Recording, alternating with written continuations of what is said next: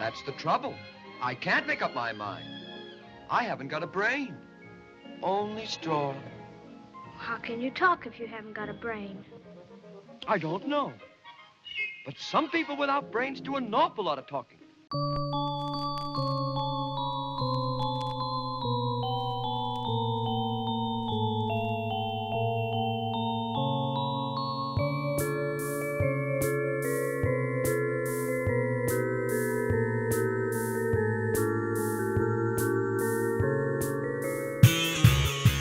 There's no place like home.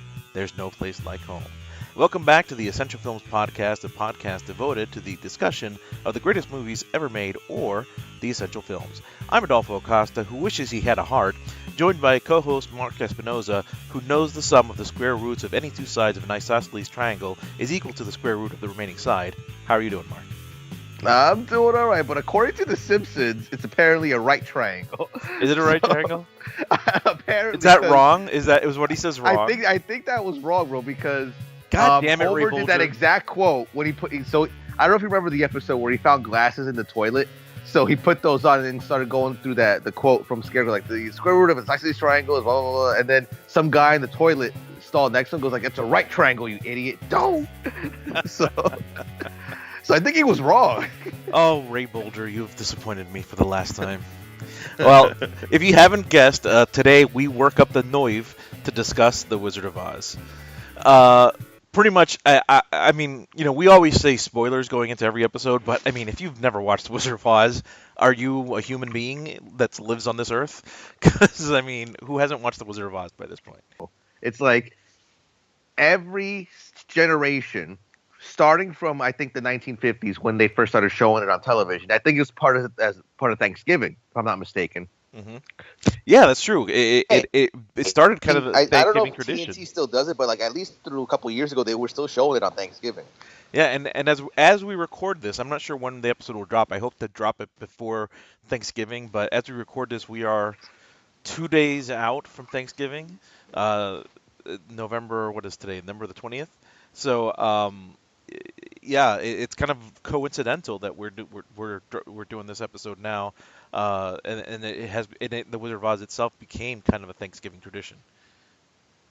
Right, and then it was through those repeat viewing. I mean, we're gonna get to like the whole story of this movie because this movie was kind of a bomb when it first came out. Yeah, but it was reborn through television. Yeah, it had a really troubled production as well. We'll get to all that. But before we get to that, hopefully we get to the wacky, the urban legends about that too. Oh yeah, with the yeah, we'll get to that. I did meant to write that down, but yeah, that for the longest time persisted. But then once DVD and Blu-ray showed that stuff wasn't real, it kind of disappointed you. Exactly. All right, so hopefully we can talk some Pink Floyd on this show also. Yeah, that's right. I've never done that though. I want to do it so bad, but I've never. I think Joe Randazzo did it. He said, and he said it actually works.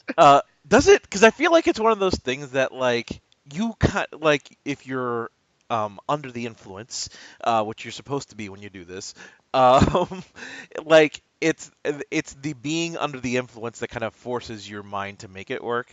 Because I feel like it doesn't really work. I feel like that it's just like you're just making yourself believe it does. Yeah, it's one of those things that was probably like some guy was probably high one day and then just he thought he heard something matching with the Wizard of Oz when it really like it was just a big giant coincidence. But I mean, I want to believe it works. I do want to try it one day. You want to believe. Yep. But yeah, so we'll get into all that. Before we do, so it's been a couple weeks since did our Extra Sets episode. How you been doing? What have you been watching? I've been all right. I've been pretty much trying to keep up with all the recent stuff. I did see Thor Ragnarok. I saw Murder on the Orient Express, and then just this past weekend I checked out Justice League, which I actually ended up enjoying more than I thought I would. Yeah, that was kind of a surprise for me too. I was like, I walked out of that going, I didn't hate that. So yeah, like, and I thought I was gonna hate it. It did help that I paid $0 for it because I had one of those. I had a Fandango gift card. I had one of those AMC movie passes that they give you when they screw up one of your screenings. So gotcha. I think I told you what happened. Like I went to Kingsman and they legit played the wrong movie. They played American Assassin. Oh my gosh! Is that so the like one for with the first 15 minutes, you didn't see with Michael see Keaton? Kingsman. So all the people complained, and then we ended up getting passes afterwards. So that's what we used to see Justice League. All right. Well, either way, I mean, even if I would have paid money for it, I still would have kind of enjoyed it. It was actually not bad. It still has a lot. I mean, we'll get into it on our Force Perspective review, but it still has a lot of problems that entire franchise has. But Right. it was at least entertaining and, dare I say it, fun. Unlike some of the other movies in that franchise, were just so freaking serious. Yes, and that has a bit of Whedon in that. You could tell like where Whedon had his I guess where Whedon touched the film and where Zack Snyder touched the film. It's kind of very easy to differentiate. So like there's some very obvious scenes where that was Whedon, that wasn't Snyder, bro. Because if it was Snyder, that wouldn't have happened. I kept trying to spot where they edited out Superman's mustache. Me too. That's what I heard. I was seeing that on Twitter all weekend, and I was like, I need to catch that. There were one or two scenes where you look at Henry Cavill and you're like, his lip does look a little weird there. But for the most part, like I was like, I can't find it. I couldn't find the scenes. Yeah, I really couldn't tell either. I don't know, maybe because I was sitting in like the last row of the theater, so like I had like that view of like you were watching on a TV screen and you can't really tell. But for those who don't know, it's like the most hilarious thing. Like when I heard this news a couple months ago, I laughed. But they had to go back and do reshoots on Justice League with Joss Whedon, who took over after Zack Snyder. Unfortunately, for a very bad reason. I think his daughter committed suicide or something like that. Yeah, And, unfortunately. So yeah. Joss Whedon kind of came in to take over the reshoots, but by that point, Henry Cavill was already working on the next Mission Impossible movie, and I guess his character has a mustache in that film, so he couldn't shave it off. So yeah, so he had to. I just want to imagine Henry Cavill with like a big mustache walking around in a Superman costume. That's just the idea of that cracked me up. I'm sure there's pictures, and there will be pictures like on the extras on the Blu-ray. That's gonna be. The production stills. Did you notice the costume like was actually blue? Like it wasn't that like dark navy that's been in the last couple of yeah. Like, it was actually a blue the costume. Actually looked good this time around. It was a blue and red costume. It wasn't that muted color that I hate so much. Yeah. Anyway, enough Justice League. We'll get into an in-depth discussion on that on our next Force Perspective episode. But yeah, I did enjoy that more than I thought I would. But I know you've had to have a couple of trips to Alamo Drafthouse. A couple of trips. I think since we last talked, it was I had 3. I did go see The Shining over there a couple weeks ago. That was a fun time. I forget how trippy that movie is. Like I haven't really seen it in a few years, so I was seeing it for the first time. It felt kind of fresh seeing it because I had, like I said, just hadn't seen it in so long, and I forget how trippy that movie is. Like I haven't seen Room 237, that documentary yet. I want to track it down. I thought it was on Netflix, but I guess it's not. It so was on Netflix. Somewhere. The license probably ran out. Yeah, but I want to track that down because I really want to watch that documentary. It's a weird movie. It's a weird documentary because it's like all it is, right, is people with their little conspiracy theories talking about what their conspiracy theories are, but you never see the people like on screen. You just hear their voiceovers like during their section of talking about why they think the movie means this, and then they just show scenes of the movie playing over their voiceover about what specifically they're talking about. So it's like you're basically sitting and watching The Shining and hearing a commentary track. It's really weird, and it's a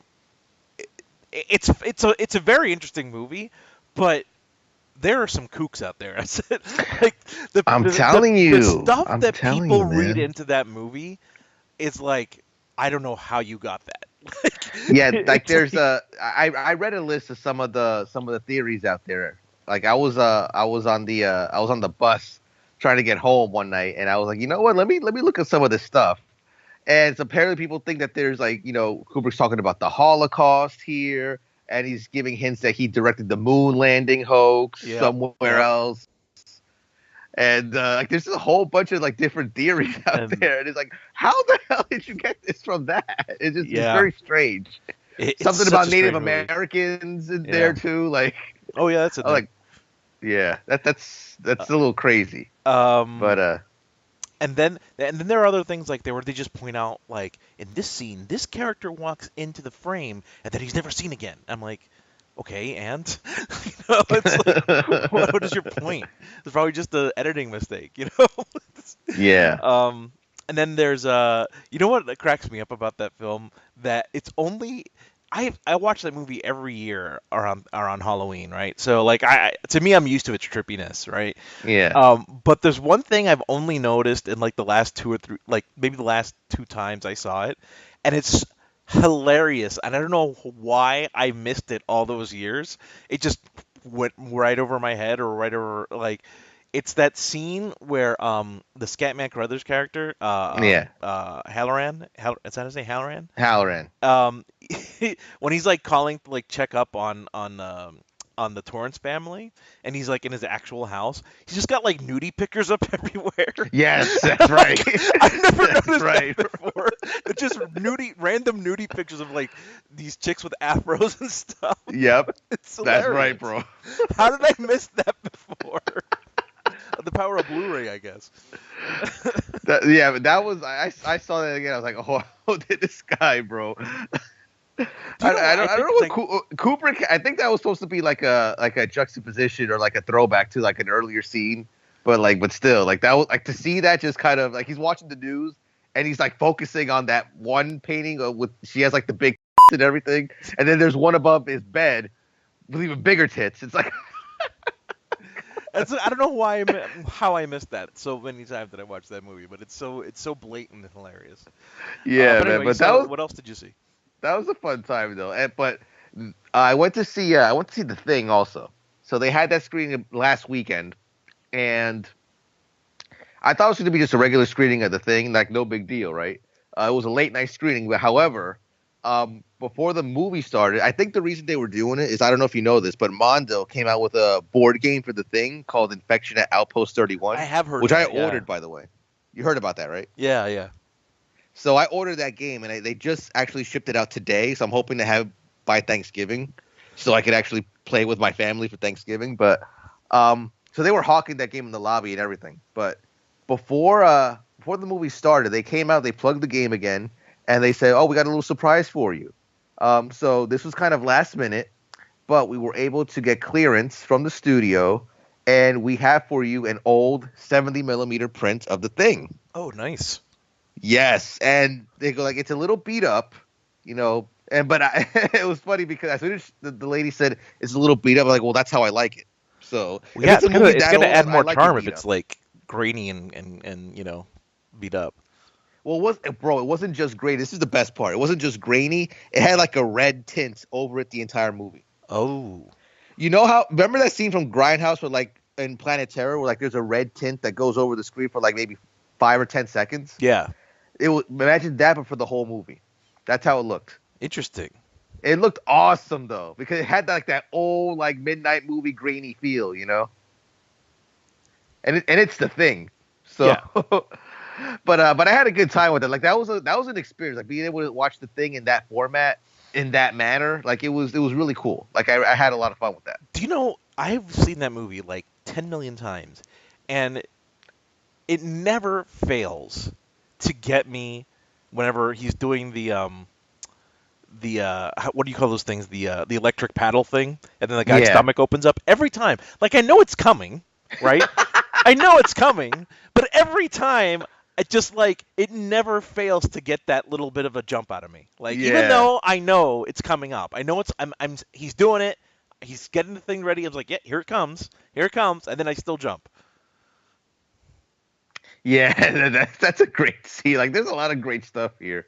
Once I get past the parts with the dogs, I'm good. Yeah, that does bother me a little bit. I can sit through the rest of the movie no matter how gross it gets. It's just the dogs that I hate. Yeah, I hate watching that part. Yeah, but when the thing is, the only thing that helps me get through that is that when the dogs are like mutating, it's like so clearly like a puppet that like it doesn't bother me anymore. You know what I mean? Yeah. Like, it's just a puppet. And then, but before we move on, I did go one more time. I just went yesterday. I actually took Mama Dukes, my mother, to see Rebel Without a Cause there for a little brunch, and that was cool. That was really cool. I mean, she loves James Dean. She loves Marilyn Monroe, all those like old timey actors. This is one of her favorite movies. So I figured, it'd be nice to take her out to brunch. We'll watch the movie. So it was cool. It was cool getting to see this. And what's funny is that apparently this screening was part of a series that they're doing leading up to Disaster Artist. And I don't know if you know why. Oh, I know why. Because they didn't because first of all, Tommy Wiseau does the "You're tearing me apart" line. You're tearing me apart, Lisa. But isn't there something about how they met in acting class doing that scene or something like that? Yeah, I think that's in the book. Okay. Because I'm actually listening to the audiobook right now before I see the movie. So it's pretty funny because Greg Sestero, because he reads the audiobook and he does Tommy's voice perfectly, bro, which I would hope he would because he spent how many years with that guy. So, but he does his voice perfectly, and every time he does it, I get a kick out of it. But I literally cannot wait for that movie. That movie. Me too, man. It's this week, right? It opens this week, or is it next week? I think it's in limited release this week, and then it opens December 8th. Okay, because I everywhere. Every time I see a trailer for it, I'm like, oh my god, that looks amazing. I want this to do it looks good enough to be an awards contender. I legitimately it think could be. What I would die laughing if this movie about the worst movie ever made is an awards contender. That would crack me up so much. But yeah, then again, Ed Wood definitely. was one of a bunch of awards, and that was about the worst filmmaker ever, right? So exactly. That's a great movie. If you've never seen Ed Wood, you should watch that right away. That movie's fantastic awesome. Movie. But before they put the movie on, they actually put a little thing from Franco. It was hi everybody, I'm James Franco, and my movie, The Disaster Artist, is coming out. And then he went to talk about how if you listen to Tommy Wiseau talk about making the movie, James Dean is such a big influence on that guy, and Rebel Without a Cause is one of his favorite movies. And then he went on to mention how the whole "You're Tearing Me Apart" is ripped right from Rebel Without a Cause. And he goes it's so funny because he's trying to figure out what to say, but he starts stuttering because it's he can't imagine this guy because he goes this Tommy Wiseau is a guy who always saw himself as James Dean or a James Dean guy, but everybody else saw him as this guy who looked like he dyed his hair with a Sharpie, and he's the only one who saw himself as James Dean. Everybody else saw him as something completely different. But it was a nice little anecdote before the movie, though. And it comes full circle because one of James Franco's earliest roles was playing James Dean in a TV movie. Yes, and he mentioned that, too. He was Tommy Wiseau liked that I was going to play him because he saw me play James Dean for a TV movie some years back. So he thought I'd be perfect to play him. So he went on a little bit about that, but then he talked mainly about the "You're Tearing Me Apart" scene, which was the big rip from Rebel Without a Cause. But it was fun. It was a nice screening. It was a nice time to take my mom out and watch one of those movies. My next visit to Alamo is actually next Monday for, speaking of Tommy Wiseau, The Room. Oh my god, The Room? Like an actual screening, not like a riff tracks or something? No, it's an actual screening at 11 o'clock p.m. Nice. So that's gonna be fun. I'm jealous of that. I've only ever watched the movie on YouTube or streaming or something. I've never actually sat in the theater and watched it. I've never seen it start to finish. I've only watched Nostalgia Critic reviews or other YouTubers reviewing it, but that's pretty much it. I've sat through it once, and that was a chore. It was a chore to sit through it once. After that, I've seen it in clips here and there, right? But I've sat through it start to finish once, and it's something. I did not hit her. That's not true. I did not hit her. Oh, hi. I did not. Oh, hi, Mark. Oh man, that's gonna be fun, bro. But yeah, I really can't wait to see that movie. It looks like so much fun. So before we move on, bro. So I have The Room coming up next Monday. After that, I have 2 more trips that I know of right now to Alamo. I'm gonna go to a Gremlins party. Nice. December 7th, I think. They're doing it at midnight, which is supposed to tie into the whole "Don't feed them after midnight" thing. So, and then I'm seeing Star Wars there. So you know how that whole feed you after midnight, people always criticize that well, it's always after midnight, it doesn't matter. I heard, and it may have been Joe Dante who directed the film, but I heard someone clarify it recently. It's like you're not supposed to feed them between midnight and sunrise, but you just say don't feed them after midnight. And that makes Yeah. much more sense, right? Right. But I heard someone. I don't know if it was Joe Dante, but it was someone in connection to the movie saying, like, clarifying that rule, which makes a lot more sense. They should have just said that. Don't feed them between like noon and or midnight and sunrise. Um, so yeah, I'm pretty stoked about. I'm pretty jealous about the you go and see Gremlins. It's one of my favorites. And Definitely, I'm hearing through definitely the nostalgic. grapevine, though. Yeah, definitely. But I'm hearing, speaking of Dante, I'm hearing through the grapevine. I don't know if this is true or not, but I'm hearing that he's going to show up at one of these screenings. So I'm hoping it's mine because there's two. There's one on Friday night, one on Saturday night. Okay. So I'm going to the Saturday night one, I think. So hopefully he picks that one because that's the rumor that he's going to show up at one of these. So Interesting. Yeah, that'd be cool. Speaking of, before we move on, have you ever seen Gremlins 2? I have it. I have the Blu-ray. Oh, so you have seen it. It's I like the have. most like insane movie you've ever seen, right? It really. And like what's amazing about it is that like Joe Dante was like he just didn't want to do the same thing again. So he just did whatever he wanted and the studio let him. It's like one of those situations where like how did he get away with this movie? Cuz it's insane. And if you've never seen it, do yourselves a favor and Google on YouTube, not Google on YouTube, search on YouTube Key and Peele Gremlins 2. They have a whole skit about that and it's the funniest freaking thing I think they've ever done. It's basically the pitch meeting for Gremlins 2 and like them just throwing out all this weird crap that happens in that movie and like saying and that's actually in the movie. You got to watch it. Search Key and Peele Gremlins 2. I will. It's a I'll do funny, that after we really finish. funny skit. So before we move on, I also went to see my own kind of classic movie screening recently. I am part of the Turner Classic Movies Backlot Club. And they have like local chapters in each kind of major city, and so they have one in Chicago, and it's really just a kind of a club for people to kind of get together and talk about movies. And but we also get free ticket screenings to like the TCM Fathom events, and Right. they had this past was it this past weekend or 2 weekends ago? I think it was this past weekend. They had no 2 weekends ago. Sorry, they had the TCM 75th anniversary of Casablanca, which, as you know, is my favorite movie. Oh yes, it is. And so I've been to one of these before. I went to the ET screening, which was really coincidentally like right before we recorded our ET episode. And since then, they had a Bonnie and Clyde, which I was not able to go to, and they had Princess Bride, which I wasn't able to go to. And next month, I think it's Guess Who's Coming to Dinner. Oh, that's a good one. But so they had the 75th anniversary, and because they think they always it's always on an anniversary month. So like the Casablanca came out in November 1942, so that was the 75th anniversary, and then I think Bonnie and Clyde came out August of '67, so that was like the 50th anniversary. So they always had it's like always like an anniversary screening. So I thought. When I went to the ET one, it was kind of half full, right? Like there was like mostly families there, but there was like they weren't there from like TCM. They were just like people who just saw that ET was playing, right? So I kind of expected the same thing. It was like, oh, Casablanca. Like as much as I love it, no, like it's just gonna be like a couple of like film dorks.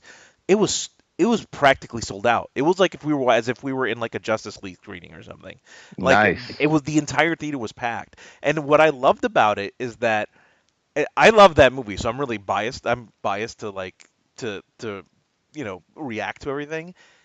That movie plays so well on a big screen because in a crowded like all the comedy lines hit really well. Like the all the like the big like mark out moments hit really well. Like so like Claude Rains' character, as you know, has all the best lines as far as comedy, right? And he gets a laugh every single time he's on screen in that audience.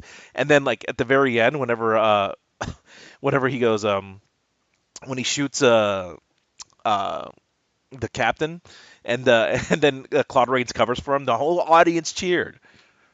when he goes round up the usual suspect, the whole audience was like, yeah.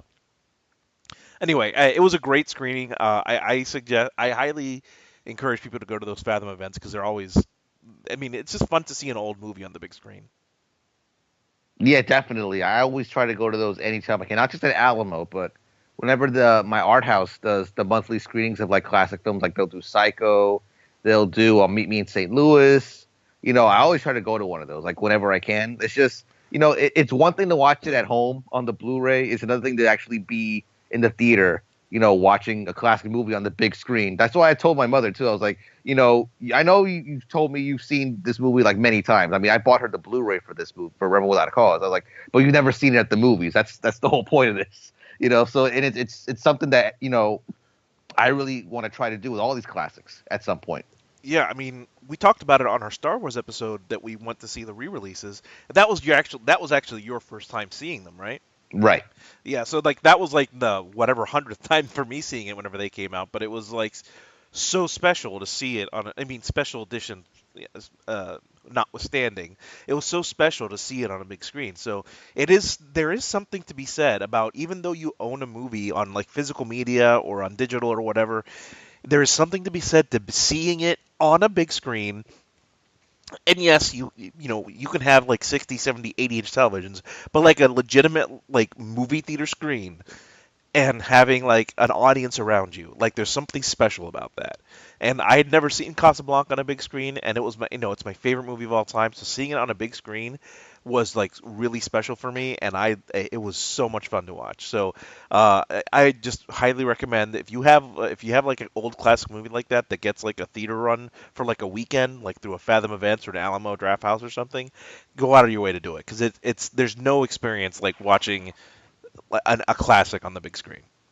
Yeah, I mean, usually Fathom Events is really good at being able to put on those old screenings, like at theater chains like AMC's, like the big ones. Alamo Drafthouse is really good at doing old screenings. I mean, but the thing is with them is that not only are they like few and far between in the country, like they're expanding rapidly now, but right now there's a lot of people have them in their neighborhood, so they kind of have to wait for like Fathom Events to do something at their local AMC. Right. But and then the thing with Alamo too is like they'll dig some really, really like they'll dig deep in the vault for some stuff. Like for example, you're gonna pop at this probably. I don't know if you've ever heard of this movie. Do you know a movie called Moment by Moment? No, you've stumped me on that one. That's an old John Travolta movie that they're showing in a couple of weeks. It's John Travolta and Lily Tomlin, bro, from like 1975, 76. I can't see the year. 1978. It's like a romantic comedy. I've never John heard of Travolta and Lily Tomlin, bro. That's a weird pairing, first of all. That is a weird pairing. I mean, I like both those people, but it's an odd pairing. But second of all, I've never heard of that movie. What's funny is that when I told... So that was post Saturday Night Fever. Huh? Yes. Okay. So I told my uncle about that. I was like, listen, have you ever heard of a movie called Moment by Moment? He's like, bro, Brad Jones, the cinema snob, has that poster in the background of his videos. Like, really? This movie? It's like, yeah, with John Travolta, right? Like, yep. Like, that's the one. Huh. Now, I have to like go find a trailer for this now. After we're done with this episode. Moment by moment, bro. Look it up on YouTube. All right, I'll look it up. So speaking of things like that, so one more thing. So when I went to the Fathom screening, as you know, all the trailers were for other Fathom events, right? They weren't for like, Thor or Justice League or anything. It was like right. Fathom events. So it's like, you sat there and you're watching, you're waiting for Casablanca to come on. You see like, coming soon, this opera live, a live showing of this opera. And another one was like the Holiday Inn Broadway musical, on Fathom events or whatever. And then the most like unlikely trailer to ever be the most unlikely trailer to ever be screened before a screening of Casablanca ever. A Fathom event of Pokemon the movie. It's that crap one that is pissing me off right now since I'm reading about it online. But it's like, okay, I know that you guys are just trying to promote your other Fathom events, but this is not the audience. This is not the audience. No, that Pokemon the movie, Pikachu, I Choose You, whatever the hell it's called, it's pissing me off because number one, they're retconning the pilot episode of the TV. It's supposed to be based on the TV series, but they're retconning a lot of shit, and it's really pissing me off. Number one, it's killing my childhood. Number one. Number two, there's a video floating around from that movie where Pikachu. I don't know if you've ever seen the TV show, but Pikachu in this movie speaks English. He speaks English to Ash, and it's like, and he doesn't speak English. He speaks whatever language he speaks, okay. Like Pikachu language. I don't know, but he actually says a English language sentence to Ash, and there's a video floating around of like somebody recorded at a screening, and everybody's like, "What the f is that? Like, what the f that?" It's so funny to watch because it's like literally like you can feel all those people's childhoods being trampled on at the same time, and it's hilarious, But. So I'm not sure if you've ever noticed, but in like the quote unquote liner notes of every episode, I put a list of all the movies that are referenced in the episode. Yeah. And I'm now gonna have to put Pikachu, I Choose You in the Pikachu, I Choose. Anybody going into watching like they're gonna talk about Wizard of Oz. Wait, why are they talking about Pikachu? Why are we talking about Pokemon? Oh my god! All right, let's move on to the Wizard of Oz. So Wizard of Oz was it's, as if you didn't know, is about Dorothy Gale, who runs away from home to save her dog Toto from the evil Miss Gulch, and she is swept away from her farm in Kansas by a tornado to the magical land of Oz, and there she encounters witches, munchkins, scarecrows, tin men, cowardly lions, and wizards on a quest to get back home. It is based on the 1901 novel by L. Frank Baum, The Wonderful Wizard of Oz. It stars Judy Garland, Frank Morgan, Ray Bolger, Jack Haley, and Burt Lahr, and Billy Burke. Oh, and of course, Margaret Hamilton. And it was directed by a multitude of people, but the one who gets the final screen credit is Victor Fleming. But we'll get into the kind of the rotating door of directors. That was weird. Along. But before we get on to that, as I start every one of our discussions, how did you first experience Wizard of Oz? You'll probably be disappointed in my answer right now, but see, and that's the thing about this movie, because my answer to your normal question, when did I first see it? I don't remember. I do not remember the first time seeing it. It must have been when I was younger, because that's when they used to do like they still did the annual Thanksgiving screenings all the way up to at least maybe like 2010, 2011, maybe, and then they stopped, but like it's like every other year now. I'm hoping they bring it back this year, but I don't remember when I first saw it. I just remember watching it with my family on a Thanksgiving once. That was the first time I saw it, and I've just seen it ever since. Like, it's really weird. I don't have one of those weird or cool stories about when I first saw it. I know I saw it when I was younger, and that's pretty much it, because it's just one of those yearly traditions that I always had, that it's to the point where I don't remember the first time I saw it. It's not that weird, because I actually am in the same boat with you, because I don't actually remember when. So here's what I remember. I remember seeing the stage musical of The Wizard of Oz, a local high school production, when I was really really little, like 4 or 5 years old. And I think I had just moved to the States. It was like it's one of my earliest memories of like going out and doing something, was going to see like our local high school production of The Wizard of Oz. And it's basically the same thing as the movie. It's like has all the same songs, except I think this one had the Jitterbug included in it. It has all the same songs, same storyline, and everything. And then subsequently, I remember seeing the sequel, Return to Oz, which is terrifying. And we'll get to that. And then seeing it again, like you said, around Thanksgiving, or more or less every year. And by the way, I just looked it up on tvguide.com, and it says there are no airings in the next 14 days, which is really kind of sad. That kind of sucks. How is that possible? How do you not play Wizard of Oz on Thanksgiving, man? That's a thing. Exactly. It's one of those things too. It's like if we were to do Home Alone on this show, and you asked me when I first saw it, I'll give you the same answer. I don't know. It was just a every year tradition, and I don't remember when the first time was. I remember. I saw Home Alone. I saw Home Alone in the theaters, and I saw it well after Christmas. I saw it in like March. I remember Nice. that. Because that movie had like box office legs. That movie went up way into the spring, and I remember seeing it in March, well after, well after it had come out. But yeah, so I looked it on IMDb. IMDb says the same thing. I went into TBS.com. No information here. So yeah, it's not playing anywhere. That's really disappointing. Yeah, that really sucks. But yeah, so and I think that kind of speaks to like kind of the iconic, like ever present nature of this film in that that we both can't really remember when we first saw it because it's always been a part of us in a Yeah. way. It's that I mean everything in this movie everyone knows. Everyone knows Over the Rainbow. Everyone knows we're not in Kansas anymore. Everyone knows I'll get you, my pretty, and your little dog too. You know, it's everyone knows there's no place like home. Everyone knows the ruby red slippers. It's everyone. If you mention a reference to any of those things, everyone immediately knows what you're talking about, even if it's been like 20 years since they saw the movie, right? It's one of those things that is ingrained in American pop culture that will forever be a part of culture. I mean, my daughter has already seen it, and she's 2. So it's like it's so whenever someone asks her in 20 years when she first saw it, she's not going to remember. So yeah, it's one of those things that I think more than any other movie, like I can't think of another movie that like literally everyone knows. I mean, can you like even Star Wars? I don't think I think even it even beats out Star Wars as far as that goes. Because I know people that still haven't seen Star Wars. Really, yeah, that's yeah.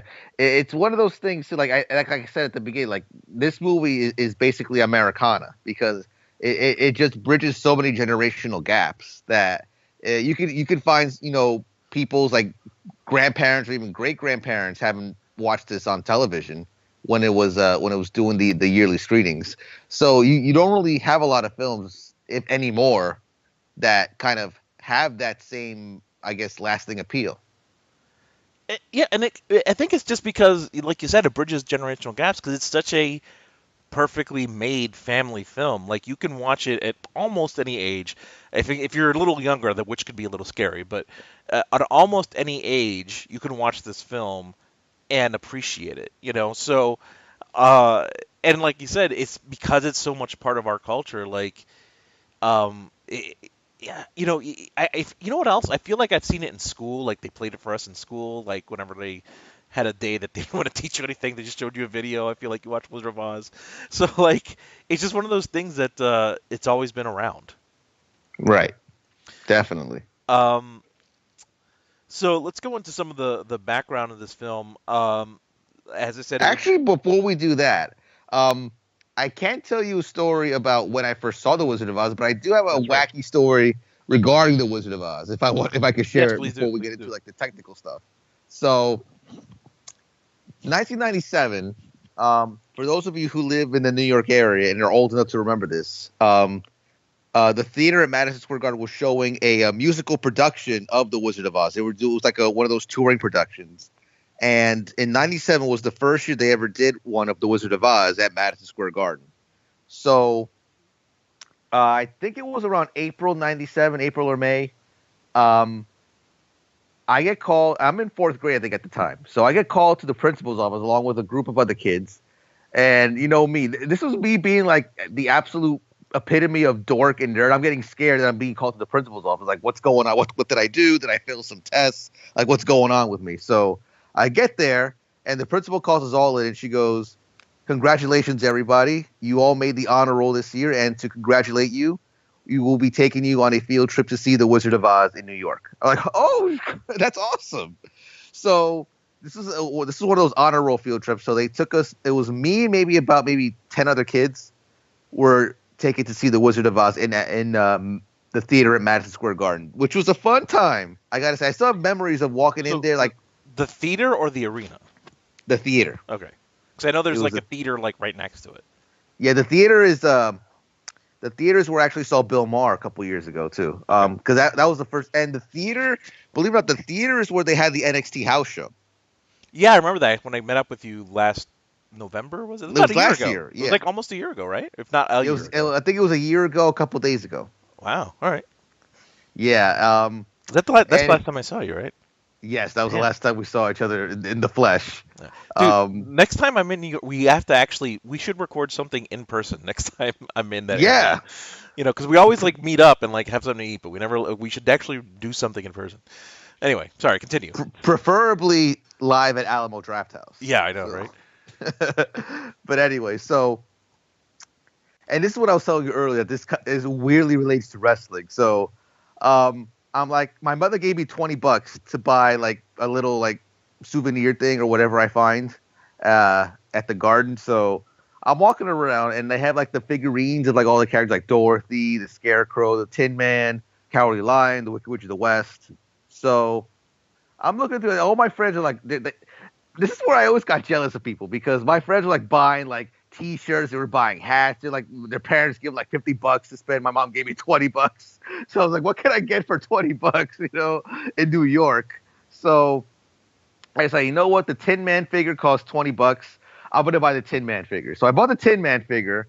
And I don't know if you heard about this production, but Roseanne played the Wicked Witch of the West in this production. I don't know if Really? you knew about that. No, I never heard of that. Yeah, so I got to see Roseanne live in person play the Wicked Witch of the West on this show. But it was a fun time. I still have memories of it. It was very cool to be able to be there like with my school friends. It was like a cool like school trip that because we usually the school trips were like pretty boring stuff, but this is like a really like cool trip that we got to go on. So it was a fun time. And the reason why this relates to wrestling is because when I brought home that Tin Man figure. This is the time when I was still playing with my wrestling figures. So immediately the Tin Man became part of my WWF Federation of my toys. And the Tin Man is a former WWF champion on my little fed that I had with my action figures. So that's how it relates to wrestling. Like I would use that Tin Man as one of the WWF wrestlers in my little fed. So still more over. And than I still Roman have Reigns. it. Yeah. That's awesome. That's a cool story. I didn't realize that because when you said Madison Square Garden, I was like imagining it in the arena. I was like, holy crap! But I mean, how big is the theater? Like, how many people can fit in the theater? The theater holds about maybe 5,000. So it's not that big, but it's a good amount. Yeah, but so like an average like Broadway kind of theater. Pretty much. Okay, that's still pretty big. It's still pretty big. But that's interesting. Yeah, because I've been in Madison Square Garden once in my life, like in the actual arena part, and it's pretty massive in there. So like I couldn't imagine doing like an actual musical in there. Yeah, it's way different. I'm sure now from when you were because they did that big renovation to it a few years back. Oh, that's true. Because I don't think I was in the '90s that I went in there. So anyway. Yeah, when you still had the purple and green seats. Yeah. I think I saw a circus or something in there. Oh, Ringling Brothers, which is now gone, by the way. I think it was Ringling Brothers. Isn't there isn't Hugh Jackman doing a movie about that in like a month? I think so. Yeah, like a little like a biography type of thing. Bailey that he's doing. He's doing one of them. Who's he? He's P.T. Barnum. He's P.T. Barnum. Yeah, so it's Barnum. Okay, that's what it is. Interesting. That looks like one of those movies that's. You know what I predict for that movie? That movie looks like it's trying so hard to be Oscar bait, and everyone's gonna ignore it. Like, you know how like that sometimes happens, where like there's a movie that is clearly going for those awards, and then like it just gets ignored for all of them. Yeah, that's what I think is gonna happen with that movie. I'm hoping that I had a feeling before Rebel Without a Cause, they showed a trailer for The Post. That's like, okay, so this is Spotlight 2017. Right. So I'm hoping that, they don't ignore it because it actually looks good and I can't wait to see it. But it's one of those movies that I got the Oscar bait vibe from it as well. I don't even know. I haven't even heard of that one. The Post with Tom Hanks. Oh, wait, with Meryl Streep. Yeah. Yeah, I have heard of that. Yeah, I have. I mean, Tom Hanks and Meryl Streep by itself. That sells you a ticket right there. Yeah, definitely. I don't know how we got off on, but so didn't you like Spotlight though? Because you said like Spotlight, I did like Spotlight, but it's like the way the trailer came off, it felt to me like it was another Spotlight. Oh, okay. And when I think Spotlight, I think Oscars. So this is trying to be Oscar bait, but I'm hoping it doesn't get ignored because the trailer does look really good and it's very timely if you know what the movie's about. So considering the administration we have now. Yeah. Well, But the less said about that, the better. yeah. Let's just not. Yeah. Let's turn this into. Anyway, back to Wizard of Oz. So Wizard of Oz came about in a roundabout way because of Disney. Because in 1937, Snow White came out, and up until that point, kind of like general accepted Hollywood rule was that like children's kind of fantasy kind of movies didn't really sell, and they weren't very profitable. But when Snow White came out in 1937 and made enormous box office returns that year, MGM kind of started greenlighting production into The Wizard of Oz. Now, it's actually not the first screen version of Wizard of Oz. There was actually a couple different versions of it before, and they were all silent film versions. There was one. The two most notable ones was one in 1910.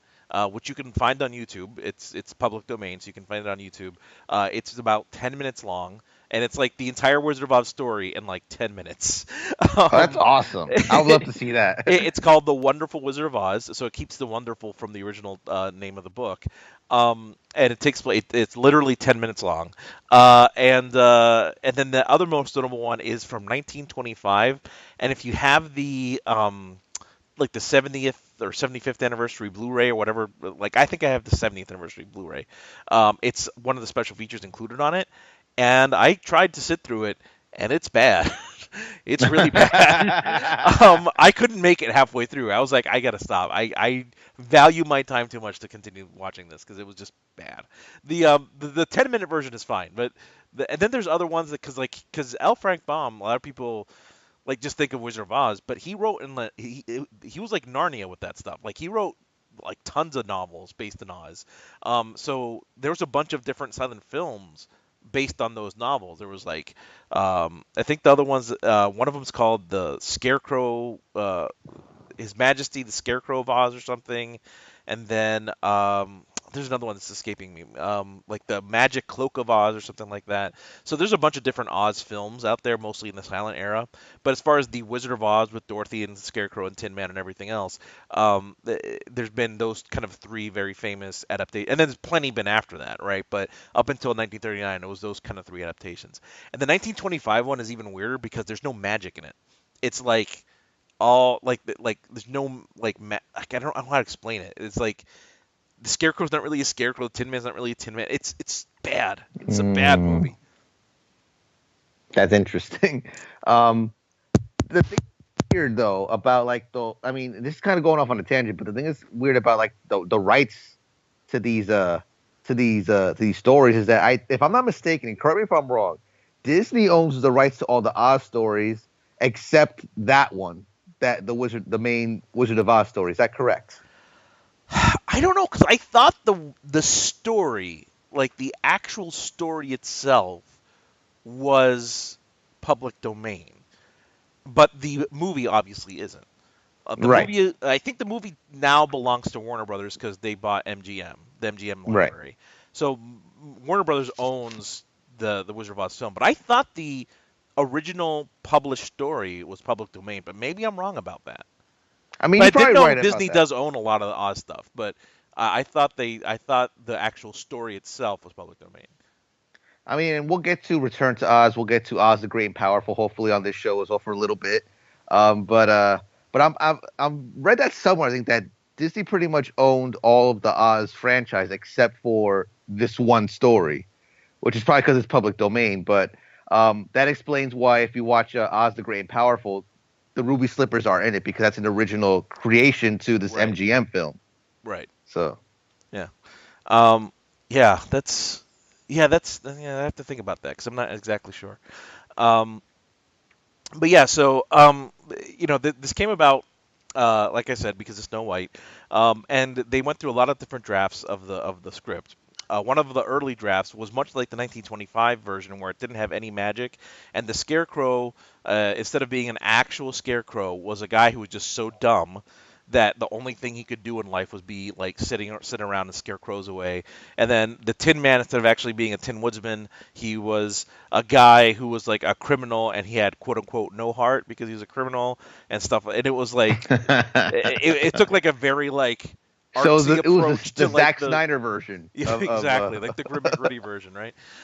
um, it took like this really weird interpretation of it, and then it eventually morphed into the more kid-friendly, magical version that we know. And the writers most credited for that are we have it right here, Florence Ryerson and Edgar Allan Wolff, who basically took the treatment and then made it an actual script, and then Arthur Freed, who was one of the producers, reassigned it to, hold on, I have his name here, Noel Langley. I don't know if it's Noel or Noel. Maybe it's Noel. yeah.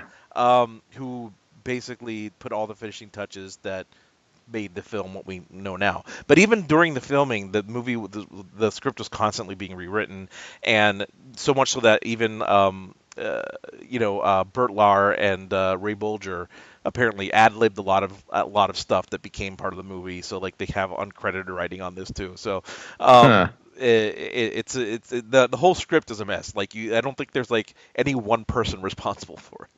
For everything. Right, It which was kind of basically a reflects the production collection. of the film. One of the reasons that they made it a dream sequence, because I believe in the book, and I have not read the book. I remember they read us the book in like elementary school, but that's the last time I actually encountered the written story of the book.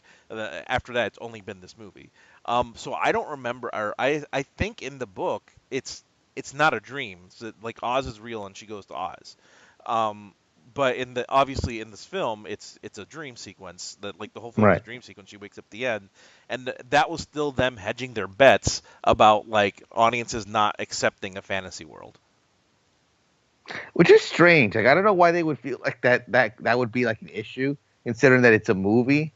But I mean, I keep forgetting this is a different time, and maybe they were a little more sensitive about stuff like that. Maybe it was maybe trying to create a more suspension of disbelief was a little harder back then. I mean, I'm just spitballing here, but it seems to me it's very weird concern to have.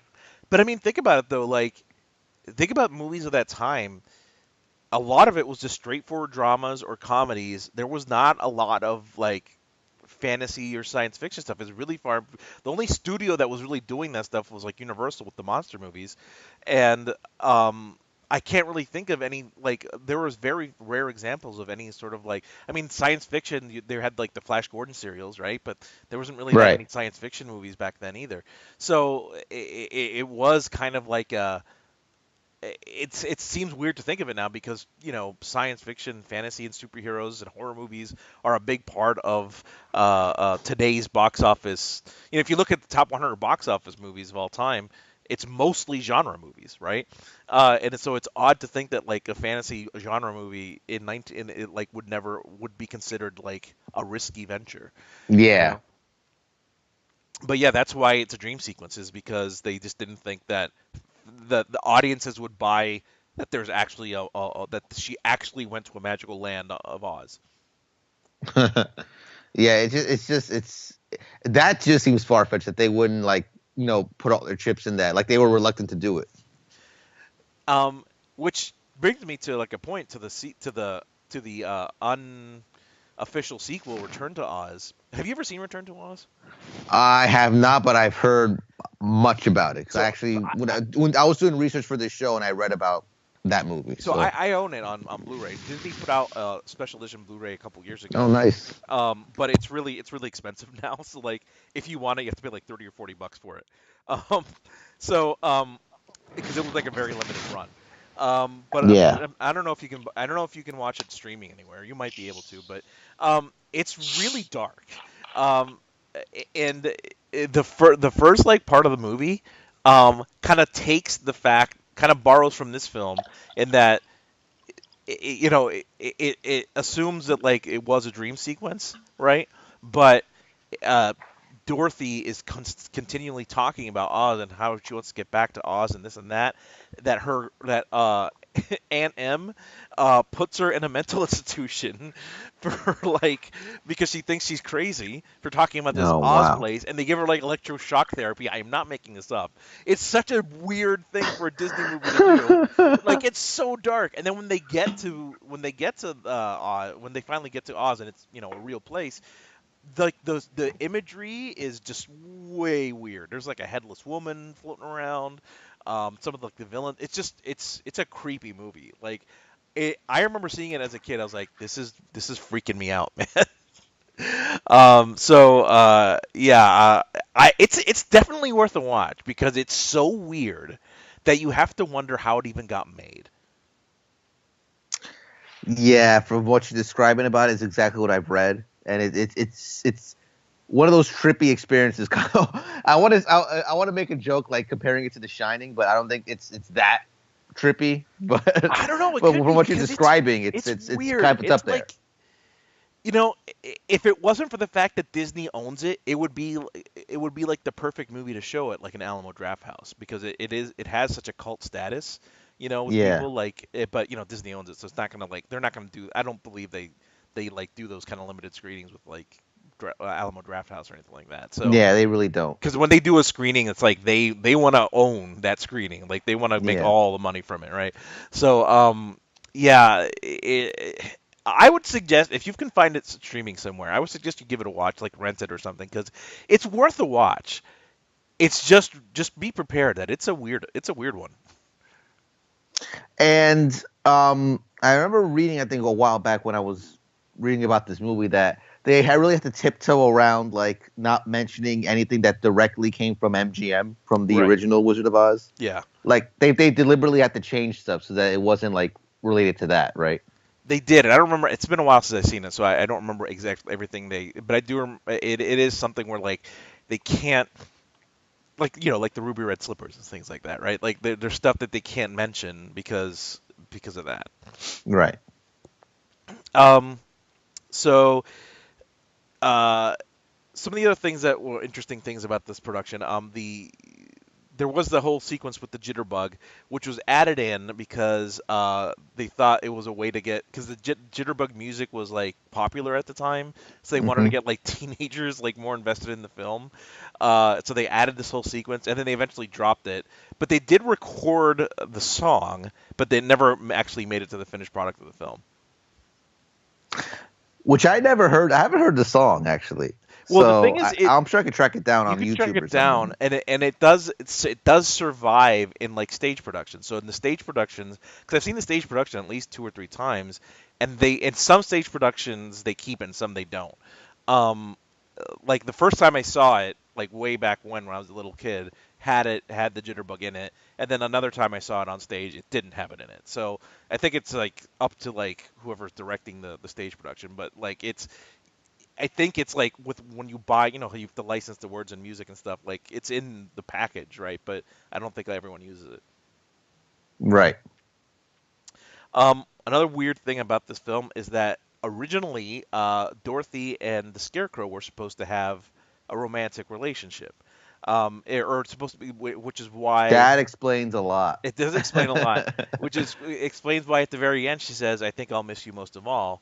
And the thing Which I is, love that line now, and I don't mean to cut you off. I love that hearing that line because I don't know if you saw the Family Guy gag when they made fun of that part. no. So, so they want to do one of those cutaway gags, kind of like Dorothy the Scarecrow. So she goes to the Scarecrow, like I'll miss you most of all, and then Tim goes like, well, that's kind of a bitchy move to do. I mean, we're standing right here, and like you're telling him you're gonna miss him most. Like, come on. See, I always took it to mean that like he was the first one she saw, so she has the strongest connection with him, right? So to Right. me, like I always thought that that's what it meant, but that was really intended because they were supposed to because in Hunk, who is like the farmhand counterpart to Yeah. the Scarecrow, she was supposed to have like a thing with him that they eventually cut out of the movie, which is why she says that to him, which I think is for the better because that would have been really distracting. Yeah. And Yeah, apparently, they also when they were originally filming it, when they originally filmed, and I'm not sure which director was filming this part because they went through so many different directors. When they originally filmed the scene of "If I Only Had a Brain," it was the dance sequence was a lot more flirtatious than it and eventually that obviously got toned down to like the family friendly version we got, but it was a lot more like they were flirting with each other. Really? Yeah, which See, is I that's think is kind of weird. interesting. It's interesting in that weird, like curious sort of way. Like now, I kind of want to see what that would look like. I think if you want, like, there's a documentary on the Blu-ray where you can see like stills of that dance sequence, and like Judy Garland's hair is a little different, and she looks a little more. I don't want to say sexual. That's not the right word, but a little more womanly. I don't know what the word is I'm looking for, but less like a little girl, right? Right. Like in like the pictures that they show, and it just looks wrong. You're just like, ew, no, no, no. Like, I'm glad they didn't do that. On this episode, the part of Scarecrow we play by Roy Moore. Oh, come on. Oh, now I feel gross. I did it. I made this political now. You did do it. You did do it. Let's move on. So, in the book, Baum describes Kansas as being in shades of gray, which is what kind of informed how the film was made. How in the beginning and end of the movie, Kansas is filmed in black and white or sepia tone, and then the Oz sequences are filmed in color. Technicolor, yeah. That's where they got the inspiration to do that. Oh, and it's okay. always one of those things that I wish. Now, Technicolor had existed before. I mean, Gone with the Wind was shot in Technicolor, and it came out the same year. But it was one of those things that, like, I think I mentioned it on a previous episode that I think it was the Exorcist episode, where that sequence of her opening the door and going from black and white to color to like a 1939 audience, that must have been such a cool reveal. Now, I wish I could go back in time, like buy a ticket for like 10 cents to see The Wizard of Oz, and then like just like be in there and like see the audience reaction to that. That would just be so neat. There was I don't know if you got to see any of the extras on the Blu-ray, but there's a nice little extra there talking about like the legacy of the film, and there's this one story. I forgot who the person was, but there's this one story that really like kind of stuck with me when I was watching it, and it had to do with like this with the person. I think they must have been a kid at the time, and he remembers the day that that I think it was a she, like her father finally bought the family the big color TV like in 1959 or whatever it was. And the reason why she was so excited because now she can see the Oz scenes the way they were supposed to be seen in color. So she remembers the first Thanksgiving that she watched Wizard of Oz with the new TV and be able to see that the Oz scenes when she opens the door and it turns to color, her being like that's like the most one of the most amazing things that she's ever seen, and like she still has that memory to this day of being able to see that for the first time on television because before like it was more common to have just the black and white TVs, but the big color TVs like you were like the popular person on the block. So when their father finally got the family the color TV, she was able to watch The Wizard of Oz, and she was able to see the scenes the way they were supposed to be seen, and she was just amazed and I'm listening to that story. And it's like, it's really cool. Like, I want to be like in people like people like her shoes to be able to kind of like experience that. Like, being able like watching Oz like black and white for years, like the whole thing in black and white, and then being able to see the color scenes for the first time is like such an eye opener. It's just it changes the movie so much. Yeah, man, I can't even imagine like having seen that your whole life in black and white and then finally seeing it in color. That'd be so weird to like. Yeah. That'd be such a mind-bending kind of thing to see. Yeah. Speaking on a kind of related note, we've talked in the past about how some movies, like when you watch them in high definition, it almost takes something away from it. Like we talked about, like Texas Chainsaw Massacre. Which, yeah. I know it's a very odd comparison with Wizard of Oz, but with Texas Chainsaw Massacre, you kind of appreciate the like grittiness of like VHS and like the graininess and like the faded image because it kind of makes it feel dirtier and whatever. It not quite the same with this, but one of the things because on the Blu-ray that I have for this, I think it's the 70th anniversary Blu-ray. From Warner Brothers. First of all, it's a beautiful transfer. It looks gorgeous, but it's almost too good because when you see a close up of, for example, the Munchkins or the Cowardly Lion, you can see like where like the prosthetics are glued on, right? Whereas opposed to when you used to see it on like VHS or on TV or something, it blended a little more, right? Whereas like I have it on in the background right now, and like I can just see like there's a line across Bert Lahr's forehead where the prosthetic is. You know what I mean? It's just like you can see it right there. Yeah. And then and the sets look so fake. Like you can see, no, that's just a big painted wall. Like it almost, the high definition almost ruins it a little bit. It kills the illusion. It kills the illusion. Like, and yeah, obviously when you're watching it, you know it's a set. You know they're not in you know that it's a painted wall back there. But you're able to like have the suspension of disbelief. But when you watch it on Blu-ray, it's like, it's so obvious it's a big flat wall, right? It's like it does too good a job of cleaning up the image that you're just like, oh, that's just a big wall back there. So it's a little disappointing to see. Yeah, I have the same feelings, not just with Oz, not just with Texas Chainsaw Massacre, but I also have the Mondo Blu-ray Steelbook of The Thing that I watched. I watched it I think last year, and then seeing like I talked about Alamo Drafthouse, seeing the 70 millimeter transfer of The Thing, and I didn't even mention this either before. Not to go off on another tangent, but when they started rolling the film reel, right before the movie started, they showed a big thing that said, like, one of those things from the MPAA that says The Thing has been rated X by the MPAA. Like, oh, now we're in for a show, because it still has the X rating stamp on it. X in 1982. I guess it said it's been rated X. So I was like, holy crap, that's awesome. I thought we got the X rating. Like by the 80s, I guess I'm wrong.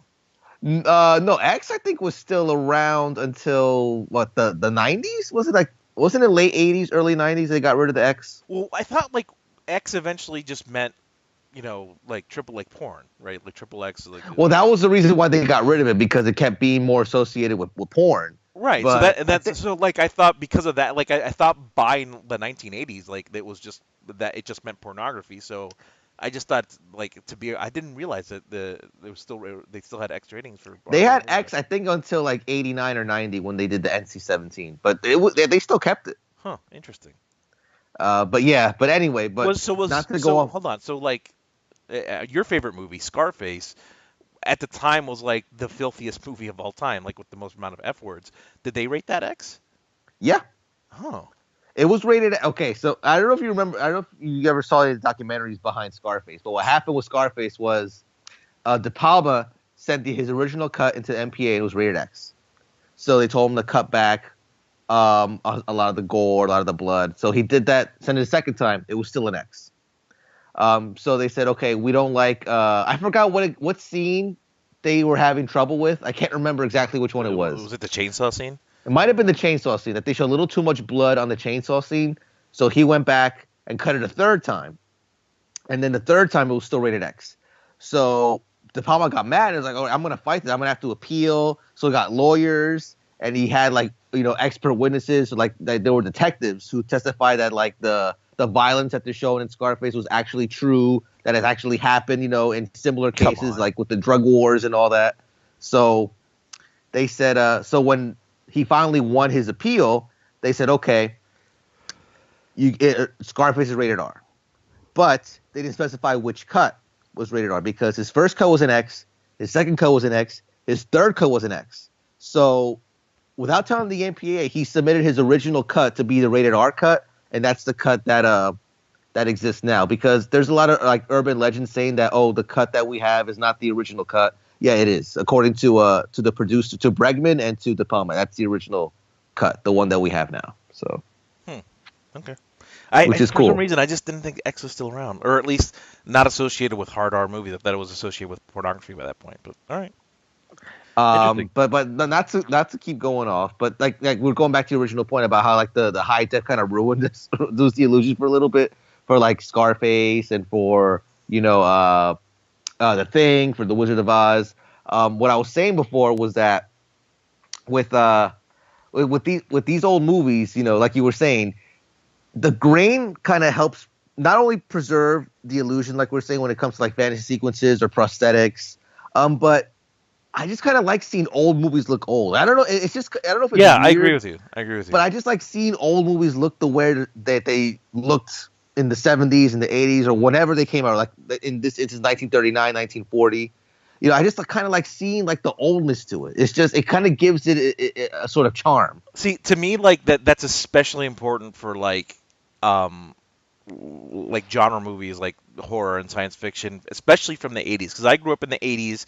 I grew up in the VHS era. I was a VHS era kid, right? So I would go to the rent movie store and rent like horror movies and sci-fi movies and things like that. And I saw them like on VHS quality for years and years and years. And sometimes it is an improvement when you see it on DVD or Blu-ray, right? But sometimes you're like, yeah, it looks good, but it doesn't feel right, And that's kind of my problem with the Texas Chainsaw Massacre. It just doesn't feel right to look so pretty, and like with the Wizard of Oz again, like a lot of the scenes look really nice, but sometimes whenever you just see that big fake wall, you're like, it just doesn't feel right. Now, one of the things I will give it credit for, as far as like the Blu-ray high def, there are two things that actually stand out as like not necessarily an improvement, but like, wow, I didn't realize how good that was. Scarecrow's makeup and Margaret Hamilton's witch makeup. Both of them are flawless. Like, you cannot tell. Yeah. Like, they're absolutely like Margaret Hamilton's. Like, you cannot tell where that fake nose comes, like, ends and begins, right? And then on Scarecrow, you can see like the thatches of the burlap on his face, and like I never saw that like on VHS or however many times I saw it on TV, but like on Blu-ray you can actually see the thatches on his face, and I think that's interesting. Yeah, like, that is really good. That's really neat to see. Yeah, it fleshes out like I don't want to say fleshes out the character, but it fleshes out like the appearance a little more, which is kind of cool. Yeah, so that I do appreciate, but for the most part, like so like I'm watching I have it on the background here, and I'm watching the scene where the Cowardly Lion, the Tin Man, and the Scarecrow are like kind of climbing up the mountain to the castle, and it's clear that you're just like walking up to a big wall, like with the castle painted on it, right? And it just that kills the illusion for me. It really does. All right, anyway. Yeah. So some other trivia that I think is interesting. The original Dorothy was considered to be, I think Mervyn LeRoy always said, oh, no, it was always going to be Judy Garland, but that's not true. Originally, they had Shirley Temple in mind, who was still a little kid at this point. I think she was a little older than like her early movies, but she was certainly still like a little kid, which I think would have drastically changed changed the movie, because while Shirley Temple could sing, she couldn't sing like Judy Garland could sing. So, right. Like, to have her sing, like, Over the Rainbow, I don't think would have become as, like, a classic as it is today if it was, like, little Shirley Temple singing it. I'm sure in some parallel universe, Shirley Temple as Dorothy exists somewhere, Yeah. And the thing is, what's interesting is, like, back in the, it just goes to show viral marketing always existed, because when they were like in production for this film, before they had cast anything, they used to have those old like newsreel things, and I guess there was, I never saw it, but like I was doing in the research I was doing for this film, I saw that someone had asked her, it's like some reporter asked Shirley Temple, if it's true that she's going to be in the Wizard of Oz, and she said something along the lines, well, there's no place like home. And it's like not confirming it, but what like a troll. It's like, that's some viral marketing right there. Yeah. But I mean, it still would have worked. I mean, it is a kids movie, and having Shirley Temple like be the lead, I think would have worked. But I don't know, like the songs, I don't think would have worked as well, because Judy Garland is just like a classic voice, and I don't know if I don't remember. I've seen to be perfectly frank, I have seen very little Shirley Temple movies. It's just, I was obviously not, a little girl, so I never saw like in her movies when I was a kid her kid movies would not have appealed to me as a little boy, right? So I've only seen them few and far between as an adult. So I don't have a deep well of knowledge of Shirley Temple, but I think as a kid's film it would have worked. But it just, I can't imagine anybody but Judy Garland doing it. Of course not. Yeah, it's one of those iconic roles that you see Judy Garland in it, and you can't possibly imagine anybody else. Like we talked about in the Star Wars episode, we talked about how Kurt Russell was considered for Han Solo. And when you think about it, yeah, that absolutely would have worked, but you have a hard time not imagining Harrison Yeah, Ford. exactly. Anyway, so another casting thing that is interesting that Ray Bolger, I was calling him Roy Bolger. Ray Bolger originally was supposed to play the Tin Man, and Buddy Ebsen was hired to do the Scarecrow. But they switched the parts because Ray really wanted to do the Scarecrow because I guess it had always been his dream since he saw it since he saw like the original stage production as a kid, which wasn't a musical, and he really wanted to be the Scarecrow, so they switched roles. But then Ebsen, who then he was fine with it, and he was like, "Yeah, I'll do the Tin Man. It doesn't matter." But he recorded music, he rehearsed with the actors, and he was all ready to go until the day he put on the makeup, and it caused such a severe allergic reaction that he ended up being hospitalized. Oh. And so he was hospitalized and recast by blanking on the name Jack Haley, sorry, as the Tin Man. And I think even after that, they did end up changing the makeup. Because they used like some sort of aluminum based paint that was like really dangerous. And actually, in real life, like when they're stage productions, you can't. Whoever's playing the Tin Man can't actually be covered in that kind of paint because they have to leave some sort of spot on their body open or else like to breathe, because if you cover an actor's body with that stuff, it apparently is dangerous. Oh wow. Like you could die from that. Yeah. Like who wants to be the Tin Man then? Right.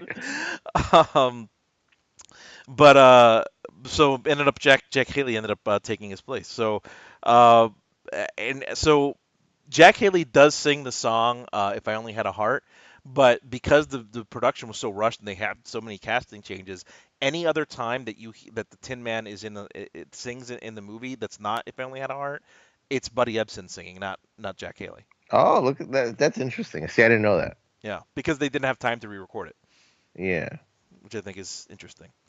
Frank Morgan was cast after they were going to do W.C. Fields at one point, and then Ed Wynn. Ed Wynn turned it down because it was too small of a role.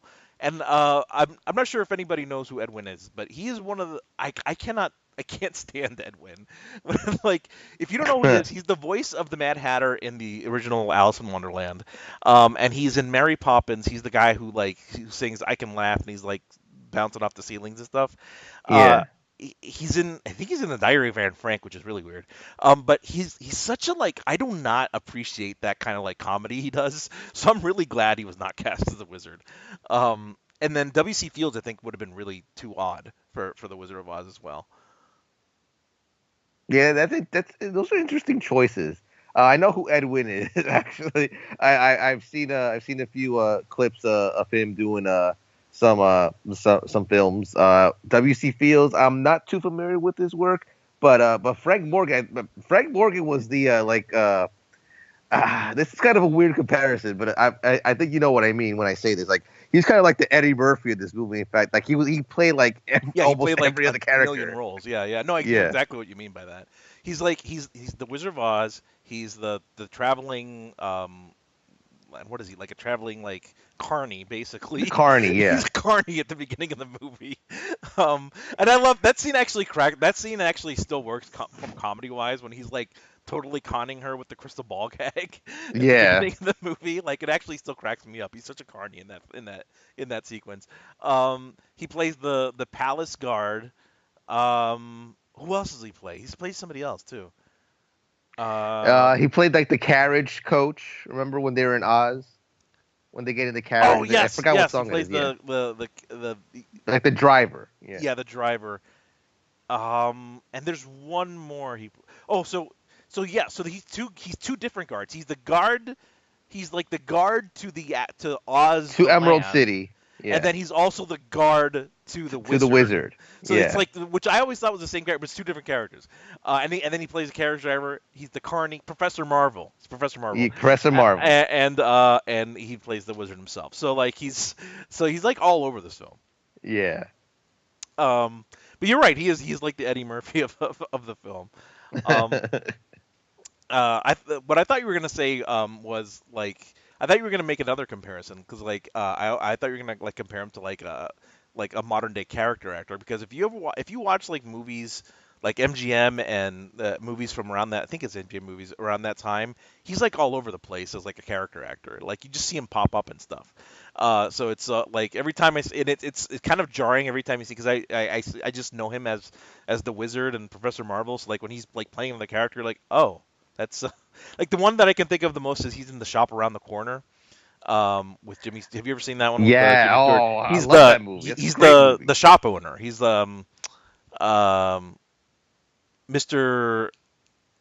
I can't remember the guy's name in the movie, but he's the shop owner of the shop around the corner. And like every time I see that movie, it's like I can't get out of my head that he's that's the Wizard of Oz. It messes me up. He was a great character actor from back in the day.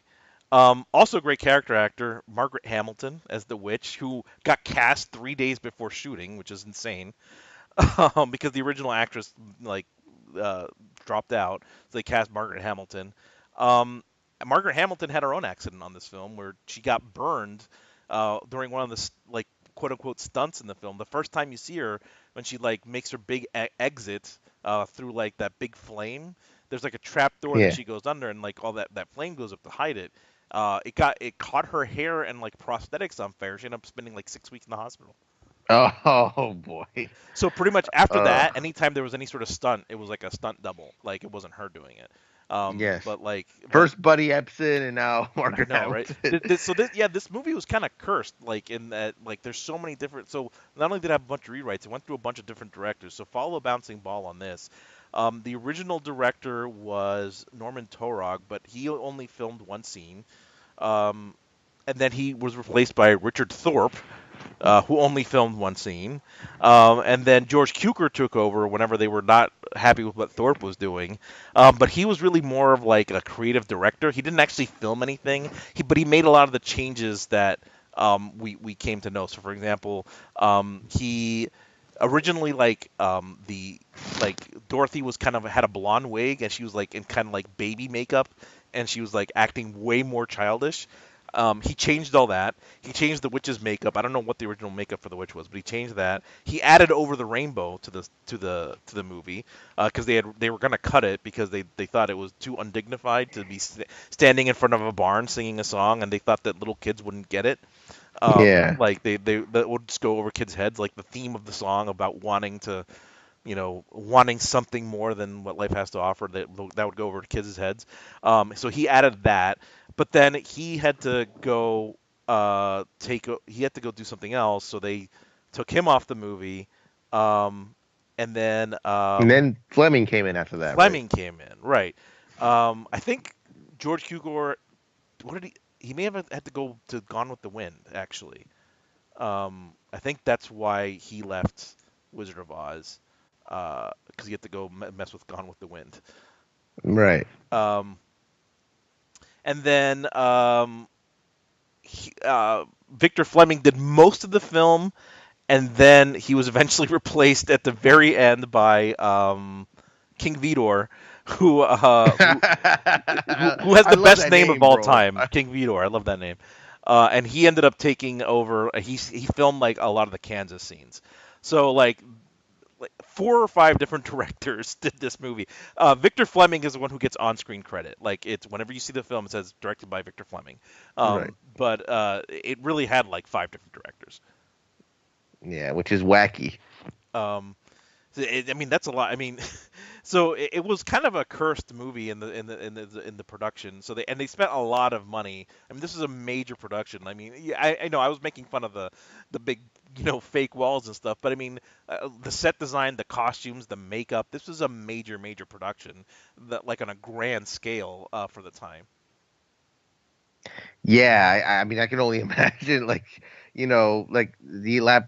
I mean, the Kansas set was, pretty standard, I guess, for the time. But like the wacky set that they had to come up with, not just for Munchkin Land, but for Emerald City, for the Witch's Castle. This is some pretty outlandish stuff. Yeah, so sorry, I was going over my notes again. So here's what happened. So George Cukor did leave to go direct Gone with the Wind.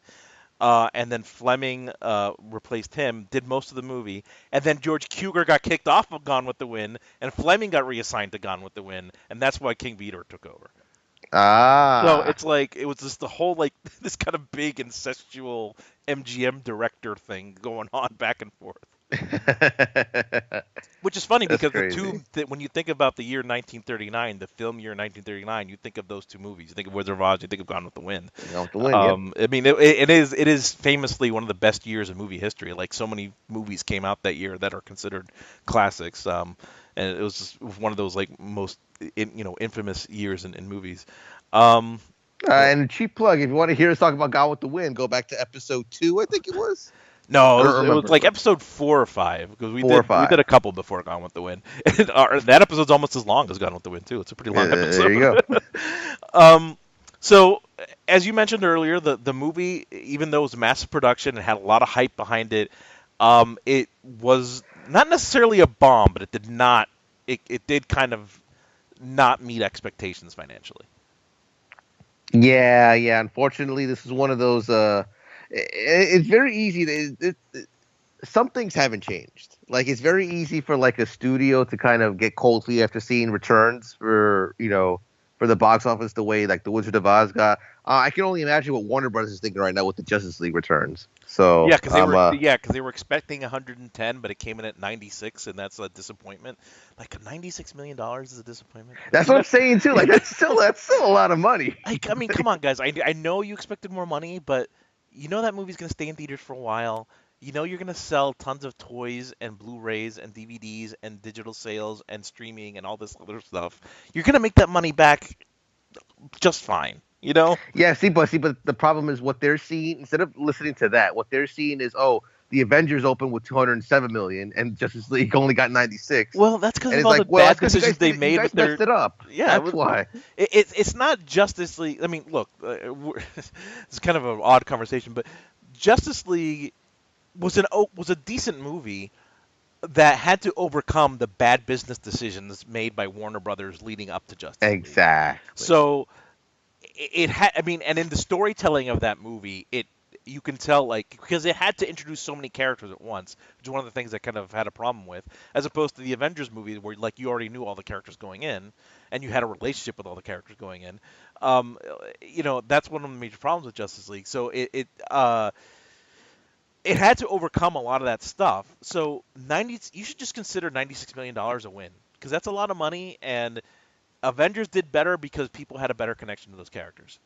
Justice League didn't do as well because nobody knows who the hell Cyborg is. Hey, boom. And honestly, no one cares. Cyborg's a terrible character. Anyway. I'm sure half the people didn't know who Steppenwolf was. Like, who? That's another Why thing am I I supposed didn't to like care about that guy? movie. Like, I like that movie, but that's another thing I that's and we'll go in more in depth when we do that Force Perspective episode, but like that is like the fakest looking villain I've ever seen. Like he did not look real ever. Like every time he was on screen, I was like, "That's just one giant CGI thing." Like when I watched Thor this year with the Hulk, I never doubted I never ran through my mind that Hulk. Obviously, the Hulk is a big CGI creation, but he was convincing, and I was able to suspend my disbelief with him. Every time I saw Steppenwolf, I was like, "Okay, this is a big digital blob on the screen right now." Yeah, that's what I was thinking about that too. It's really odd. Like I was watching Thor. And not once during Thor that I think anything looked fake. Not even the Hulk.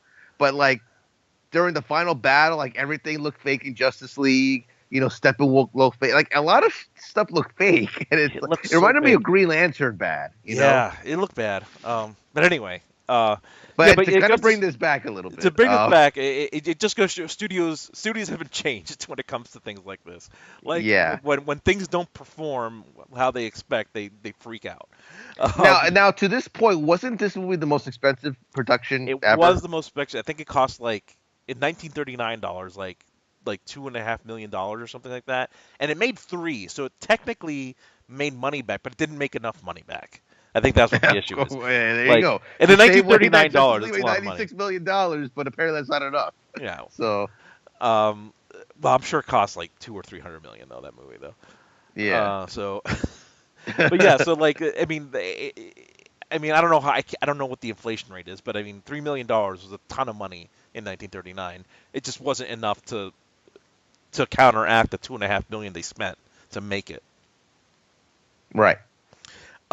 So the movie kind of, it did have a so like the movie was, it did go on to get nominated that year for like a bunch of Academy Awards. It won 2 for Over the Rainbow, and I forget what the other one was.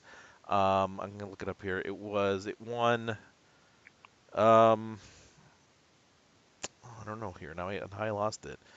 I had the list up here. Okay, it won for best music score, and it won for song for Over the Rainbow. So the both things that it won were for music. It was nominated for best picture, for cinematography, art direction, and special effects. All of which it lost to Gone with the Wind, because Gone with the Wind swept that year. Gone with the Wind won all those categories, it.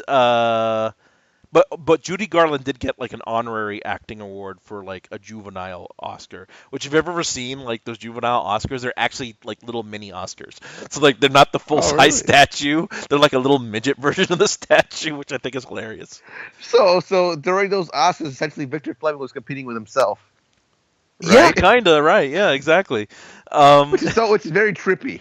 It is weird. Yeah. But yeah, so it did get awards claim, and it was a critical success. It was much beloved movie. It just didn't do financially what they wanted it to do, and it kind of faded away until 1956, I believe, whenever it aired on television over Thanksgiving, and then it became the 1956 broadcast on CBS Network introduced the film to a wider public. And then it made it an annual tradition on Thanksgiving, and which is why it's connected to Thanksgiving so much, which I think is so weird that it's not playing this year. That's odd, because TBS always played it, right? Like it was always. Yeah, it was always TBS. At least as late, I should say, as like 2011, 2012, they were showing it. That's so weird. Maybe it just doesn't get the ratings anymore, but I mean, what else are you going to show on Thanksgiving Day? No one's watching TV on Thanksgiving. They're always watching TV. They're just stuffing their faces. They're eating dinner. Like, just put it on. Or they're watching football. Like, at least Turner Classic Movies can't play it. Like, come on. Yeah, exactly. Anyway, so it became like because of that kind of annual airing, it became much more beloved and much more part of Americana. It's kind of like It's a Wonderful Life, where It's a Wonderful Life, faded away, and then once it got reintroduced on television, every single year it became a much bigger part of the pop culture. Yeah, and I told that story too when we did It's a Wonderful Life, how every year after the Macy's Thanksgiving Day Parade on Thanksgiving, they would show immediately after the Santa Claus came down the parade path and the parade ended, they would show It's a Wonderful Life. They don't do that anymore. They show the stupid dog show. But I still remember as a kid growing up and, expecting, okay, so the parade's over, so now they're going to show It's a Wonderful Life. They did that every single year till about maybe like 2000, and like, I forgot, it's sometime this decade, I think, that they stopped doing that, and they started showing the Westminster Kennel Club dog show for whatever reason. So, I don't know. The dog kennel. I hated that. I actually hated when they preempted Raw. They preempted Raw for that shit. So, I which hated is so that. Weird. Yeah. I hated that. But yeah, it is now an undeniable classic. It has an enormous legacy. Like I said, it's a part of pop culture. It's been on pretty much every AFI list. It's on their 100 movies, 100 thrills, 100 villains, with the Wicked Witch at number 4, which that's a decent ranking because the Wicked Witch was scary as a kid. I remember that being kind of scary. My daughter actually doesn't like the Wicked Witch either whenever she sees her. Oh, wow. Over the Rainbow, the number 1 song of all time according to AFI. I'm not going to argue that. That's not. Ding Dong, the Witch is Dead also made the 100 songs list. Okay. It's at number 82, but still. All right. And then it has a bunch of quotes on the AFI greatest quotes. Toto, I have a feeling we're not in Kansas anymore. It was at number 4. There's No Place Like Home at number 23. And I'll Get You My Pretty and Your Little Dog 2 at number 99. So I think the only movie that beats it as far as that many quotes on the list is Casablanca. And I think it's tied with Gone with the Wind as far as quotes go on that list. Oh, wow. Because Gone with the Wind is number 1 with Frankly My Dear, Don't Give a Damn. Yeah. But it also has As God is my witness, I'll never go hungry again, and I'll forget the other one it has. Tomorrow is another day. It's another day. Yeah. So I mean, those quotes are, everyone knows what those quotes are. It is pretty much like as far as legacy goes, this movie's never going away. Yeah, that's Even though they're not playing on Thanksgiving. exactly. But even so, I mean, you'd be hard pressed to walk down your neighborhood, walk down any busy street, and ask people, have you seen The Wizard of Oz? And you'd be hard pressed to find somebody that will say, no, I haven't seen it, because it's just that much ingrained in our culture at this point that everybody at some point has seen this movie. Yeah, I mean, if you have not seen The Wizard of Oz, you're like a newborn baby, because everyone's seen it. Have to be. Like, if you haven't seen it, like I would legitimately be shocked if I met like an adult who has never seen this movie. Of course. The only way I would be like not shocked is if they were like an immigrant from another country that didn't have as much TV or movies or something like that. But if you're an American-born person or have been in this country for longer than a year and you've never seen The Wizard of Oz, I would be legitimately shocked, because it's not even a movie you watch. It's just like, I feel like everyone just knows it. You know what I mean? Right. Exactly. So, it does have this legacy, and it did kind of inspire a lot of different sequels and adaptations and spin-offs. I just want to go quickly through some of the more notable ones. We did talk about Return to Oz already, which is... before we get to that, the urban legends that you talked about earlier. Yeah.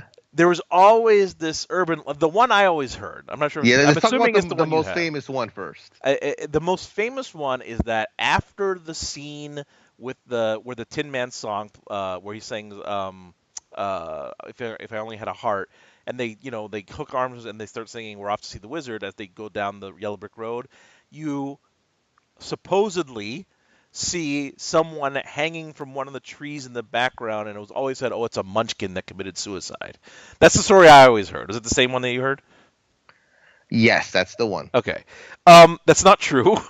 If you watch it on the Blu-ray, which basically clears everything up, it's just like a stork in the background.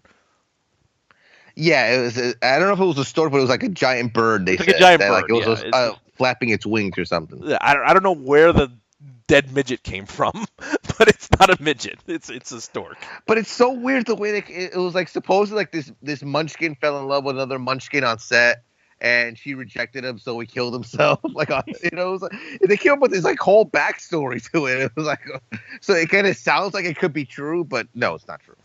One thing that is true about the Munchkins, though, is apparently they kind of timely with all the different accusations going on nowadays. But apparently they all got a grope in at Judy Garland. Like, they were all like apparently terrible. They were all horny little midgets that were like trying to imagine those little guys doing that. It's kind of effed up, because she was still a minor at that point, wasn't she? Wasn't she like 16 or something? Like, she was not. That's not. I don't care if you're little. That's not appropriate. Yeah, exactly. I mean, just thinking about it, it's like half of me wants to laugh and half of me wants to be like, "Oh, those scumbags," I think it's kind of a morbid piece of trivia. I think there's now officially no one alive that worked on that movie, because for the longest time the only people alive were Munchkins, because they were like, a lot of them were like little kids that were on the set, like playing the Munchkins, right? And so they, even after everyone else died, like, there were still a lot of Munchkins that were alive. But I think the last of the Munchkins is dead. Like, I don't think there's any Munchkins left. Really? I think. I only say that because the documentary from the 70th anniversary, which I believe the 70th was 2010, if I'm not mistaken, 2009. Mm-hmm. Yeah, I forget. But they had a segment on the documentary that I watched where they talk about like the Oz Fests. Mm-hmm. And one of the Munchkins was there. I forgot the guy's name. It was the guy who played the coroner of Munchkinland. I forgot his name, but he was still alive. I'm gonna check now if he's actually. Okay, I just looked it up. I am wrong. There's only one Munchkin left. It's him, right? And he is 93 years old. His name is Jerry Marin. He was a member of the Lollipop Guild. Oh, so it's not even the same. Oh, so then the other one must have died then. Hold on, Yeah, let's he's find the out. last surviving. I thought they were all dead, but he is the last one alive. So he's the Wow. last person, the last actor from The Wizard of Oz that is still alive. Oh, Meinhard Rab was the coroner. Oh, he died in 2000. So like a year after the documentary, he died then. Oh, wow. 2010. Okay. Interesting. And you said the old Lollipop Guild guy is the last one alive. Yeah, I don't think Wow. he's. Let's see. Um, it says he portrayed a member of the Lollipop Guild. I don't know if he's like the guy that actually says we are the Lollipop Guild or not. But No, but what I always found funny, and this is kind of wrong for me to say, is like during the credits, I would always see like I still remember this and thinking like, why would they say that? You know, like there's the group called the Singer Midgets as the Munchkins. Like it's actually called the Singer Midgets, bro. Like I don't think you're allowed to say midget anymore. I think they're called little. I people. know, right? Exactly. That's why it's weird. But like in the credits, they actually advertised as the Singer Midgets, as the Munchkins. So Okay, so you know why I think I got mixed up is because apparently there was a bunch like a year ago there were a bunch of stories like saying that he was dead, but he's not dead. Like he had to come out and say, "And I'm not dead. I'm still alive." so we got one of those death He, hoaxes he like got a death David hoax. That's Cassidy why I did. thought that he was dead because I fell for the death hoax. But he is still alive. He is the last remaining member of the Wizard of Oz still alive. Wow. Well, God bless him. I mean, he's 96, so So, so you know. I mean, who knows how long he has. I hope he wasn't one of the ones that groped Judy Garland. Oh, let's hope not. That's so messed up. Can you imagine? You're just like the 16-year-old kid, and there's a bunch of like little men just grabbing at you. I know. Just- Right? You'll have to, I shouldn't be laughing because it's a serious thing. It is. but That's what I'm it's- saying too. Like I feel it's bad kinda laughing funny. at it, but it's just It's imagining kinda funny. that is funny to me. I don't know why. Well, we'll have to put that guy with Charlie Rose if that's true. Oh yeah. Oh that one just came. It's like man. That one- broke my heart, bro. like, come on, Charlie Rose. Oh man. Like So I said this on Facebook. throw like, him in the pen with Louis C.K. and all those no, guys. right? And Al Franken and like if like I'm telling you right now, I said this on Facebook, but if it ever come like every time a new one comes out in my head, I'm like, please not Tom Hanks. Please not Tom Hanks. No Tom way. Hanks is No, it America's can't be, dad, ever. right? He's America's dad. You don't want him to like be guilty of something lascivious like that, right? So like, if it No. ever comes out like that he like groped some woman or like sexually assaulted someone, I'm just gonna quit life because like everything about like everything I know is just gonna be false. Like I'm just gonna question everything in life, you know? See, what's funny about you saying that, it's like, 'cause it's so true. It's like, I thought the world was done when Trump won. No, when a sexual assault allegation comes out from Tom Hanks, that's when I'm done. Yeah, That's what when I'm the done. world is finished. If it turns out Tom Hanks is like a serial like groper, I'm gonna be so disappointed in everything I know about living life as a Just human. life, bro. I'm just gonna be so That's it. disappointed. It's done. We've lost. But oh, the other thing I wanted to bring up before we get onto the sequels and the spin-offs is Margaret Hamilton. After this movie, you know, she was forever linked with this movie as the witch, so much so that like she little kids would like legitimately be afraid of her when they met her because other than the nose, she looks exactly like the witch. And the green skin, obviously. Right. So she went, and I just actually found this out in like doing some research for the show. Like I was looking up YouTube clips and stuff, and I found this clip of Margaret Hamilton. It was like in the 80s, I think, going on the Mr. Rogers show and showing kids, look, it's just a costume, it's just make believe. You know, you don't have to be afraid and things like that, which is like one of like the sweetest things I think I've ever seen. Just her like just this kindly old lady who you could never imagine like, and then she does the laugh. You're like, oh, there it is.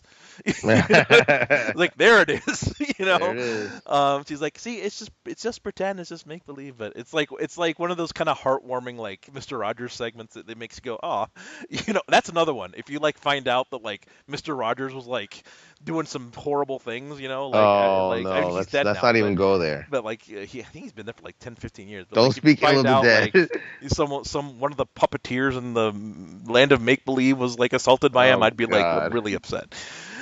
But yeah, you can look that up on YouTube. Just search Mr. Rogers, Margaret Hamilton. It's a really sweet little clip of her like try to like tell little kids it's okay and it's just a character. You don't have to be afraid.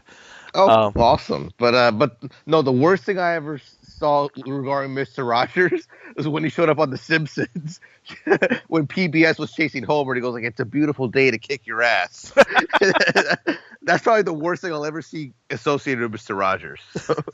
That's the thing is like because every time the more time goes on, you find out like the nicer things that he does and that he used to do, and like you just find out this man was like because when you're like a teenager, you're like, oh, Mr. Rogers is lame, but like when you find out he was just a nice guy. Yeah. He just wanted to teach kids lessons and teach them to be good moral people. Like he was just a nice man. And I just hope it just stays that way. As long as I'm alive, I just want it to stay that way, and I don't want any accusations to come out against Fred Rogers that he did something bad. I just wanted to say that he was always a nice man. Yeah. Let's not even consider that could be wrong. Him and Tom Hanks. If anything, him and Tom Hanks, they are in a special little box that if anything happens, my world will crumble. Oh, absolutely. Absolutely crumble. But anyway, so going back to like the legacy, it did spawn a bunch of sequels and spin-offs. Return to Oz, which we already talked about, which is a dark, weird movie. The other one is The Wiz, which is I'm not sure which came first, the stage musical, or the movie. The Wiz, do you know? I think the Broadway show was first. Okay, and that is basically where they took basically an all black cast and made it more like jazzy. I don't know if that's the word I want to, like a jazz kind of inspired version of the songs of and story of the Wizard of Oz, using an all black cast, and then they made the movie in 78. Yeah, and Michael Jackson. Oh, was the Scarecrow. so the same year as Moment by Moment, which you have to watch the trailer for. That's the same year that The Wiz came out. Yeah, and Michael Jackson was the Scarecrow. Diana Ross was Dorothy. Nipsey Russell, which every time I hear his name, I always crack up because it's a funny name. Was the Tin Man? I don't remember. I don't know who the. It's like King was. Vidor, bro. Yeah, King Vidor. That's like one of the best names ever, King Vidor. I don't know who the lion was. I think Lena Horne was in there. Richard Pryor was the wizard. It's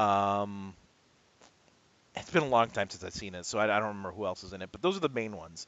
I know Diana Ross, Michael Jackson, Nipsey Russell, Richard Pryor for sure. I don't know who else is in it though. Well, I haven't seen the movie. You haven't seen it. Yeah, and it's a weird one because movie. Sidney Lumet directed it. Like it's a weird choice for a director, Sidney Lumet. Really? You know? Oh, yeah, I'm looking at it now. Yeah, bro, screenplay by Joel Schumacher. What? No. That's what it says. Go look at it. Oh my God, you're right. It is there. Oh. Freaking Shoemaker, bro. This popped me right now. Like this is like a mind bend right now. Joel Schumacher wrote the screenplay. Yeah. Okay. And it's the same one that made the. Yeah. No, I just looked movie. at it. You're right. That is him. Okay, so Lena Horne was Glinda. Richard Pryor was the wizard. Ted Ross was the lion. I'm not sure who Ted Ross is. I don't know who that is. I'm sure if I looked it up, I'd know, but the name does not ring a bell. But I knew who the other ones were. But yeah, it's been a long time since I've seen it. That might be a revisit soon. But yeah, that was a famous adaptation. Man, I'm just glad that Schumacher wrote it and was not directing it. He would have put nipples on the Scarecrow costume. You know what? And his two terrible Batman movies aside, he's not a bad director. Like he's actually a pretty decent director. He just made two bad Batman movies, you know. And I rag on him, but you're absolutely right. Time to Kill, I like Tigerland. I like. There's some good movies that he made. He did Lost Boys. He did Falling Down. I mean, he's a good director. He's just made bad Batman movies. And you know what? In retrospect, like 20 years later, I kind of like Batman and Robin now. I think it's kind of a fun, stupid movie. Oh, come on. No, because you know why? Because if you watch it as as like a big screen Adam West movie, it totally works. Like, Oh, okay. But see, if you I don't watch like it those Adam West like Batmans. with That's like the the problem. Adam West TV show in mind, which is I think what he was trying to do, it absolutely works. But I told you for years I don't like those Adam West Batmans. So that doesn't work for me. Oh, I don't know. I love those Adam West Batman. So I was a big I was a big fan of those. So you know what, I kind of, I'm not saying Batman and Robin's a good movie. It's a bad movie, but it's a fun bad movie to watch. I can't get mad at Arnold Schwarzenegger delivering puns. I just can't. But what's funny about that, like, I mean, I admit it's terrible, but like, I will still sit through it if it's on TV. Like, I'll just like, if there's nothing else, Dude, I'll if leave I it sit on. there and if I see blue Arnold Schwarzenegger, glowing blue Arnold Schwarzenegger come on my screen and go, "What killed the dinosaurs? The Ice Age." Ice I'm in. Age. I'm in for the rest of the movie. Or give it the wacky thumbs up and say cool party. Hi, Freeze. I'm Batman.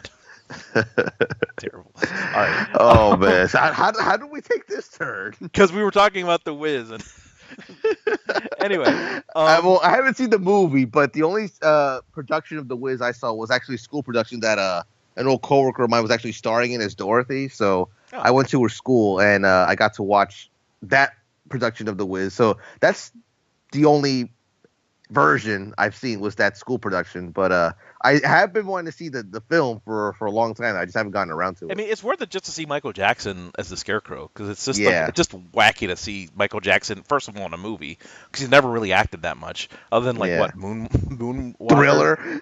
Was it, that was called Moonwalker? The one where Smooth I think Criminal came it was from? called Moonwalker. Yeah. And Captain EO. Thriller being his masterpiece. I mean, I love that little short film. Yeah.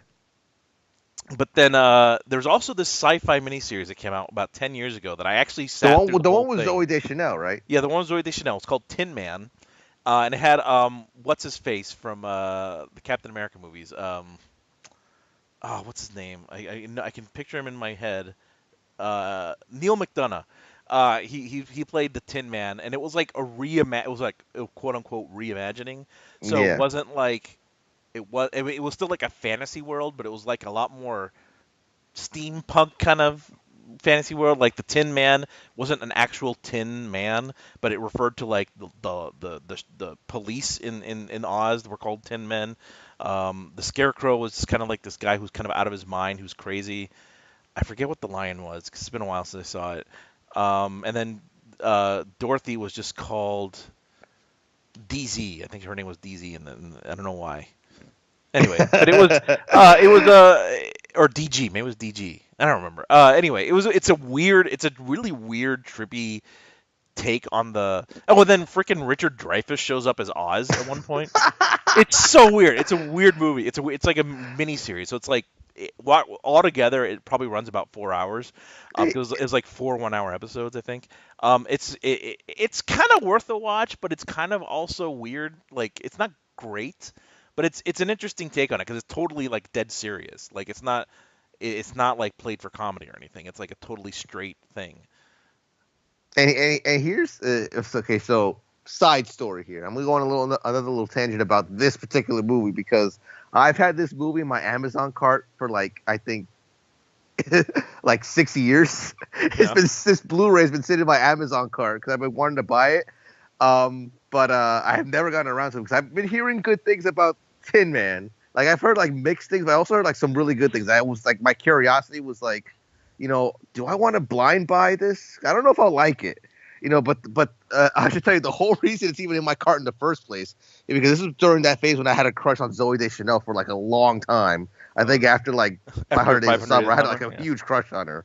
So like that sat in my cart for years and it was put in my cart because she was in it. And then I just never got around to buying it. I mean, it's not bad. It's not, but it's not a bad movie.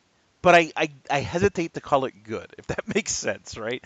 It's definitely interesting, and like I appreciate that they did something new and different, right? Because it's much more of like an adventure, like sci-fi adventure thing than it is a family musical thing, right? So It's weird, and it might be worth a watch. I can't really recommend it, but proceed with caution. That's what I would say. Gotcha. Um, So, if you know what, I should probably I call bet my you it's friend probably Tori Rent cheap. for this then. I bet you What's can that? find it cheap. Yeah. Let I me think it's like $10 now. That's the thing. I still haven't Dude, bought you it. can watch it on Amazon Video for $2. There you go. So watch it for $2. It's totally worth it. Yeah, but like, I have to invest a whole day for it because if it's 4 hours, like, it's like watching the Ultimate Cut. I have to devote a whole day to it, or like the Lord of the Rings extended cuts. Oh yeah, that's coming up for me too. Because like I make it a yearly tradition to sit through Lord of the Rings and Star Wars and the Star Wars trilogy like around Christmas and Thanksgiving time, just because that's whenever I have time off, so I can like sit and watch movies like all day. So it's like a yearly tradition for me to watch those two trilogies like back to back. So that's coming up for me. And the Lord of the Rings is a marathon because that's like literally half a day. I just bought the Hobbit set with the extended cuts, which I haven't watched yet. I have the extended cuts of all three Hobbit movies, and I only bought them because I have the extended cuts of the Lord of the Rings. Me too. It seems it was just as a completist, it was weird for me not to have the extended cuts of those movies. And I am right there with you, 100%. That's the only because it was on sale for like I think $40 on Amazon one day. It was deal of the day. So like, you know what? I don't really need these extended cuts, but I have the extended cut to Lord of the Rings, so it'd be stupid not to have this just as a completionist. So I that's why I bought it. And the thing is, like, I watched it, and it was like I watched the extended cuts, and I was like, wow, this is even longer than those movies in the theater. And I'm like, it's even more boring than I thought it was. So I have only seen the extended cuts of those once. There is, however, so you know how they have the despecialized editions that someone went out and cleaned up the Star Wars movies. Star Wars. And then they also have like the prequel edits, like the Phantom edit and things like that. There's a Hobbit fan edit. It's called the Tolkien edit. And it basically takes all three movies and makes it 1 4-hour movie, which is still long, but it's still better than like 3 3-hour movies. So it's 1 4-hour long movie, and it is literally they just go none of the extra stuff. It's only what's in the book. Only what's in the book is what we're editing into the film. And so I watched it, and it's all what's the word I'm looking for? All discretion here. It is not a legal thing to do to download this film, but proceed at your own caution. But it is available if you know how to find it to watch online. And I watched it, and it is a much better film when it just focuses on stuff in the book. Because I read the book when I was a kid, and like when I sat there like watching those movies in the theater, I'm like, I don't remember this. I don't remember that. Why is this in here? But whenever when I watched the quote unquote Tolkien edit, I was like, yeah, this is the book I remember. Just this stuff. So like, it's a much better film that way. And when it's just 1 4-hour movie as opposed to like, and you know what? They could have done that if they would have just made 2 2-hour movies. They could have totally gotten away with that. They did not need a third 3-hour movie. That was just absolutely unnecessary. Yeah, but with Peter Jackson, you know how Jackson is. That guy, I don't think it was his fault. I think it was Warner Brothers' fault. And New Line Cinema, really it was because it was. I think they made him do it. I think he was planning on 1, and then they made him do 2, and then finally they were like, well, just do 3, just do a trilogy. So he had to go back and add stuff from like the Silmarillion book from Tolkien and stuff. Because like in the Hobbit book. There's just points where Gandalf just disappears, right? And then he comes back. That's actually in the book. It's like there were long stretches of chapters where you just don't see Gandalf. So in the movies, they just said, well, let's see what Gandalf's doing. And like, we don't really need to see what Gandalf is doing. Like, I don't need to see his whole side adventure while the Hobbit is doing something else. It's called Hobbit, not the Gandalf. You know what I mean? Like, just focus on the freaking Hobbit. It's named after him. Like, I don't need to know what Gandalf is up to with, the other. Apparently neither did Tolkien think we needed to know. Yeah, so. It's a separate story. You want to make that movie, make that a separate movie. But let's just focus on the Hobbit, right? Anyway, right. But yeah, as a 1 4-hour movie, it works better than 3 3-hour movies. Right. So yeah, I definitely need to seek that out then. I think my old buddy Tori Rent could probably find it for me. It's out there. You can find it. Again, proceed at your own, discretion and risk. Well, Mr. Rent doesn't really care about discretion. No. And then the only other kind of major like spin-off or sequel, we talked a little bit about it earlier, was the Disney Oz the Great and Powerful, which we reviewed on Force Perspective. I think we kind of gave it a favorable review. It's okay. Yeah, I really liked that movie, actually. It was really I mean, I don't know if it's aged well because I haven't really watched it in a couple of years now, but I remember first watching it and really liking it. Yeah, I liked it. Like, I remember liking it. I don't remember anything else about it, to be honest. So, like, I remember it started in black and white, like the Wizard of Oz does, and it goes into color when he goes into Oz. And I remember they kind of used the quote-unquote magic of movie making to show that he's a wizard. Right. But that's it. Like, I don't remember anything else about that movie, honestly. I really don't. So it probably doesn't bode well if I tried to watch it again. Right. I remember Franco's okay in the film, and I remember Zach Braff was like a monkey or something. Zach Braff was the monkey. That's right. Yeah, and then what's her name? Michelle Williams was Glinda. Was Glinda. And what's her name from that '70s show? Mila Kunis was the witch, Mila right? Kunis. Mm-hmm. The Witch of the West. She ended up being the Wicked Witch of the West. Okay. Yeah, that's all I remember. that's it. I remember who was in it. That's it. I don't remember anything else. But I from what I remember, it was okay. And I don't think we liked it at the time. So we did.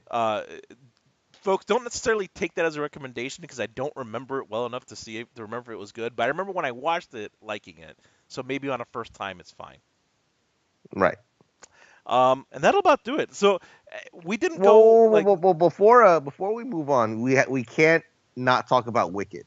Oh, Wicked! I've never seen Wicked. Like it's that. I've seen Wicked. I'm like the only person in America who's never seen Wicked. I know the songs because the songs are like everywhere, but like I've for whatever reason have never had the opportunity to see it.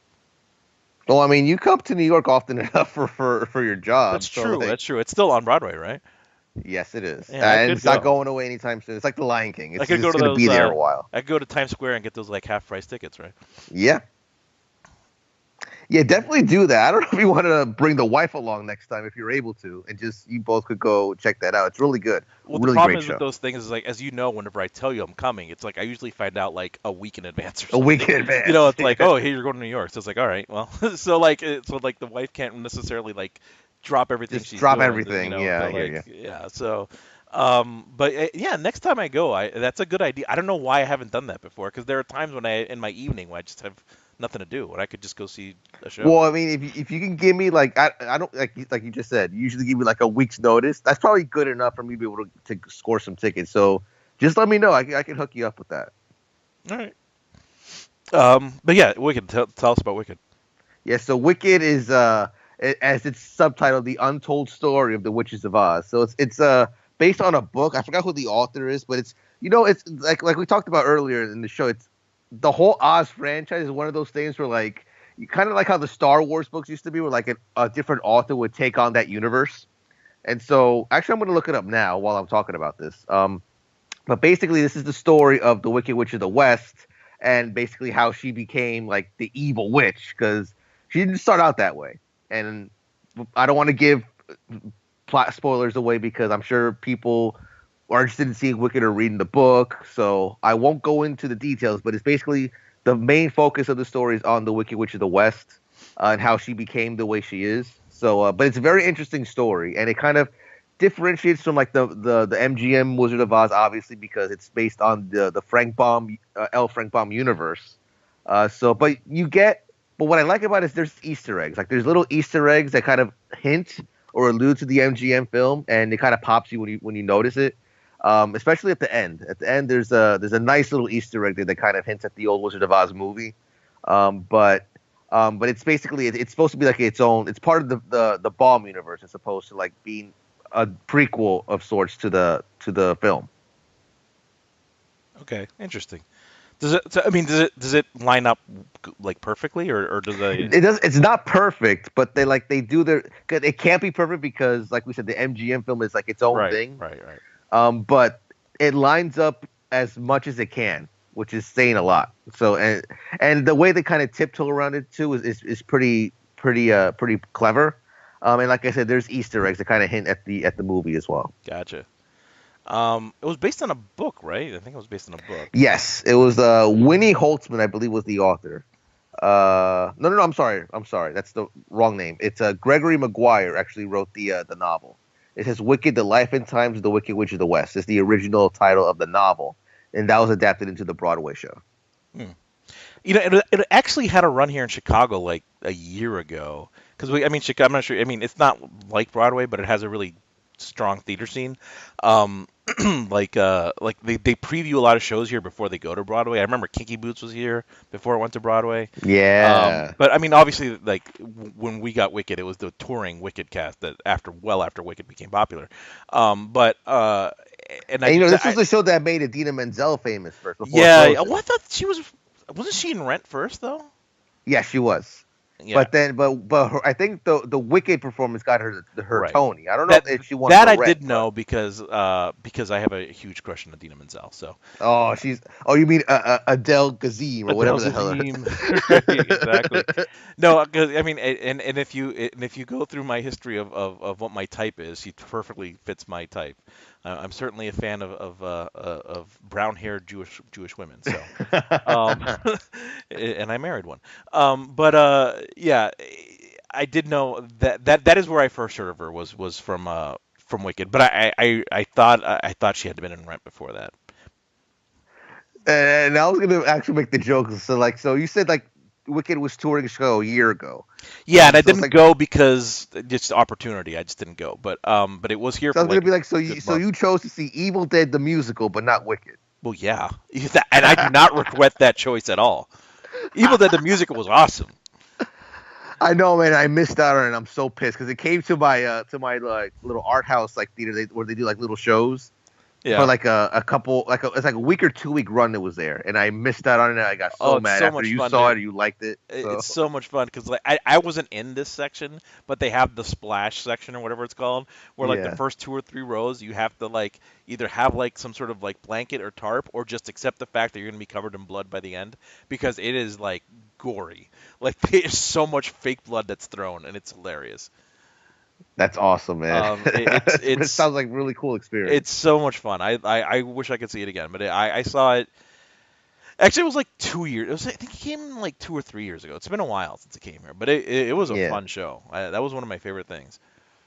But yeah, yeah, no, I've but never seen Wicked. It's one of those things that like I always mean to like want to but for opportunity it's just never presented itself. I'm actually finally going to see Hamilton. It's touring here in Chicago, and it's like we paid like a ridiculous amount of money just well, for is the. Lin Manuel gonna be part of No, of that tour? course not. Lin-Manuel's Of not. course not. That's the thing. Lin-Manuel's not even in it. It's the touring cast, and it was still like hundreds of dollars, you know? Like, and it was still impossible to get, right? So like, yeah, it's just one of those things. So, Well, like I said, like if you're when you come by again, if you give me enough notice, I can probably score you some Wicked tickets if you really want to go. So yeah, all right.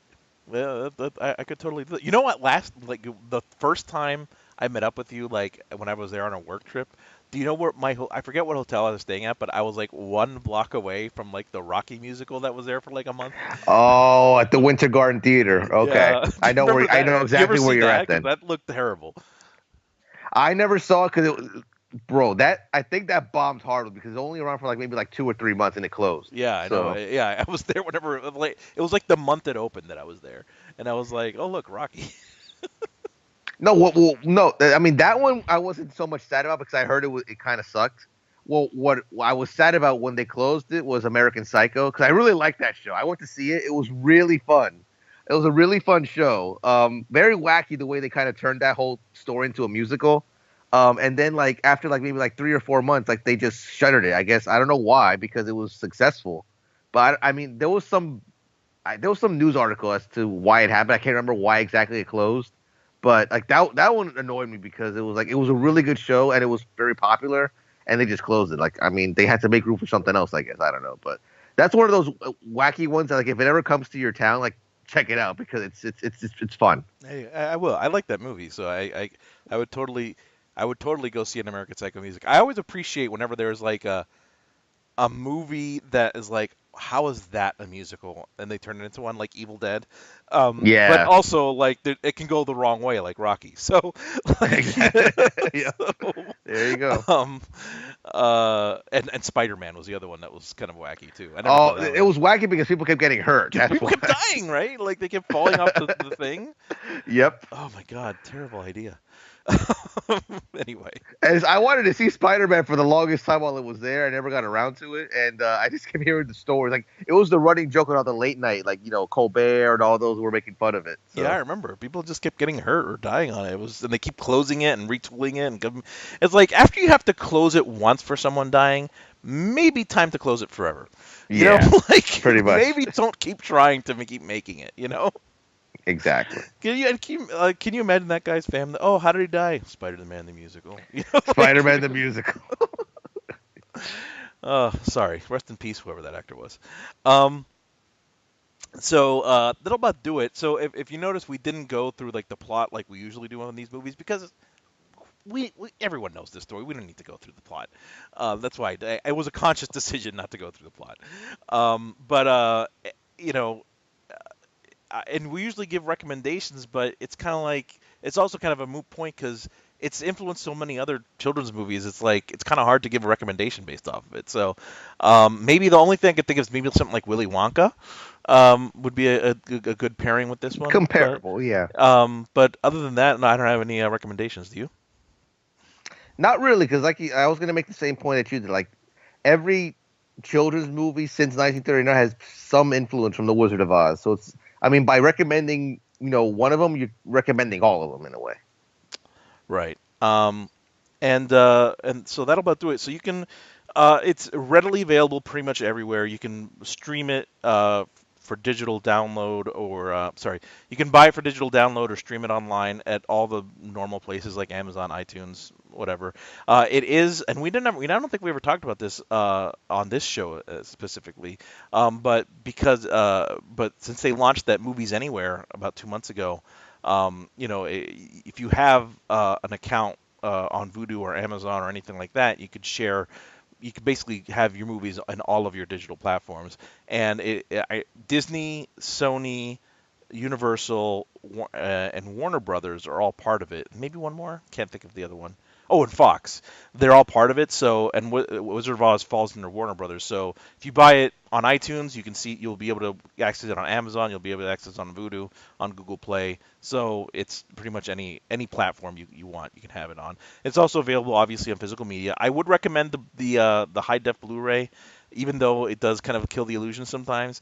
But it is a beautiful transfer, and the 70th anniversary has a ton of special features on it, a ton of documentaries. It even has like this really it's like 5-hour like MGM documentary that's really interesting. So When the Lion Roars. Yeah, When the Lion Roars. It's hosted by Patrick Stewart.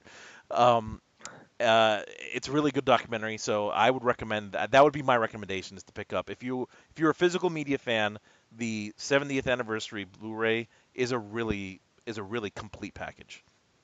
Yeah, absolutely. You can get that one. I think the most recent one is the 75th anniversary, which coincided with the 3D re-release of The Wizard of Oz, which I don't know if you ever saw that. No, I never went to see that.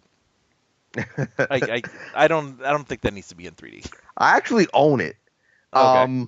So it was actually it was a Christmas gift that they gave to my mother when it first came out, The Wizard of Oz in 3D. But we've never opened it, so I couldn't tell you if it's any good or not. There you go. I would imagine they recycled a lot of the special features onto that. Yeah. So that'll about do it. So it's time to discover our next movie. So given that it's the holiday season, our next movie is going to be holiday themed, like last year we did It's a Wonderful Life. And so this year we're going to do another holiday movie. However, last year I just picked It's a Wonderful Life. We didn't put it through the random movie generator because it was... for our first holiday movie, we had to do It's a Wonderful Life. There was just no question about it, right? Right.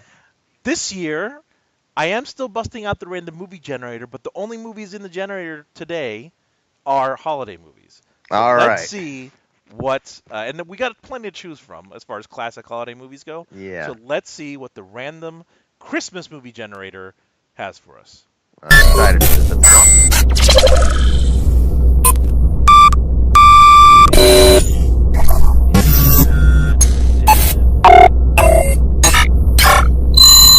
Well, I swear this is not planned because kind of bridging Christmas and Thanksgiving together, our next movie is going to be Miracle on 34th Street. Oh, all right. Because I just saw Natalie Wood in one movie, now I'm going to see her in another one. All right. Sounds good. If you're curious as to the other movies that were in the generator this time, it was a limited amount of movies, but the movies that were in there that we could have had also included The Bishop's Wife, Die Hard. Really, bro? It's a Christmas movie. I don't care what you say. So the Batman Returns better be in that too. A Christmas Story. Two versions of A Christmas Carol, the 1938 version and the 1951 version. And what's the other one? I lost the other one. I don't know where it is. But anyway, those at least were in there. So wait, the Muppet Christmas Carol. Oh, the Muppet Christmas Carol. That was the other one. Muppet Christmas Carol. Okay. So that was those were the movies in the Tumblr. So we're gonna put those aside and save them for next year and see what it picks next year. But for this year, we are gonna be doing Miracle on 34th Street. Now, it is November 20th as we record this. Obviously, we hope to get that episode recorded before Christmas comes. If we have time to do a second episode before Christmas, we might pull the random generator out again. I am not promising that, though, because our schedule can be a little unpredictable sometimes. Yeah. But if we do have time, I'll pull out another Christmas movie. But consider that a bonus that may or may not happen. But for now, you're definitely getting Miracle on 34th Street. Let me just say this. If it does happen, you need to put in Batman Returns. You need to throw in Home Alone, which I noticed you did not name. I didn't name Home Alone because you know what? I kind of don't know if we can top our commentary we did on Forced Perspective. That's a fair argument. That's very fair. And by the way, we should do another commentary this year. We haven't done one in a while. We haven't done one in a while. I mean, I thrown around the idea of doing Gremlins for the Christmas. We should do Gremlins. One. I love Gremlins. Yeah, I mean, I'll see if I can get some get the plans together for that because I've had that idea for ever since Jingle All the Way. I said the next one's going to be Gremlins, but we never got around to it. Yeah, but I would love to do that. So, but anyway, Miracle on 34th Street is our next film. So make sure you watch that before our next show. So let's get into some quick plugs here. EssentialFilmsPodcast.com is the website. There you'll find articles and written entries on movies. I actually just did a recent entry on the 1981 Brian De Palma movie Blowout, which is my favorite, other than Pulp Fiction. It is my favorite John Travolta movie. It is if you've never seen Blowout, well, it's fantastic. It's such a great movie. It has my favorite John Travolta performance of all time. And it's until you see Moment by Moment, probably.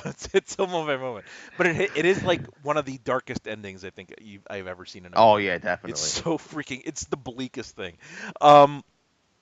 But yeah, so I have plenty of articles and things on there. Plus, you'll get updates on the podcast there as well. Please subscribe to this podcast on iTunes and rate and review us there as well, so that we can get more people to watch, to listen to the show and like us. As well as follow me on @EssentialFilms on Twitter, like us, The Essential Films on Facebook, and you can also follow me personally on at Adolfo_Acosta on Twitter. And of course, we also have I am also the co-host of my friend Mark's podcast here, Forced Perspective. Mark, over to you. All right, so I am doing my absolute best to get, because I'm having some editing difficulties with episode 100 because it's such a massive show. Worst case scenario, like I talked about with Adolfo before we went on the air, we may have to split it up into 2 parts, which I'm prepared to do with this one because it's just I'm having a little bit of a headache trying to edit this massive production, which I'm very proud of, by the way. The show came out really good. It's just there's just a lot of editing here, editing there, like adding some stuff, because it's such a massive production. This episode 100 is. So I'm hoping to have it up for Thanksgiving, because I also want to have up we want to do an extra show where we do Thor, we do Justice League because of the recent stuff.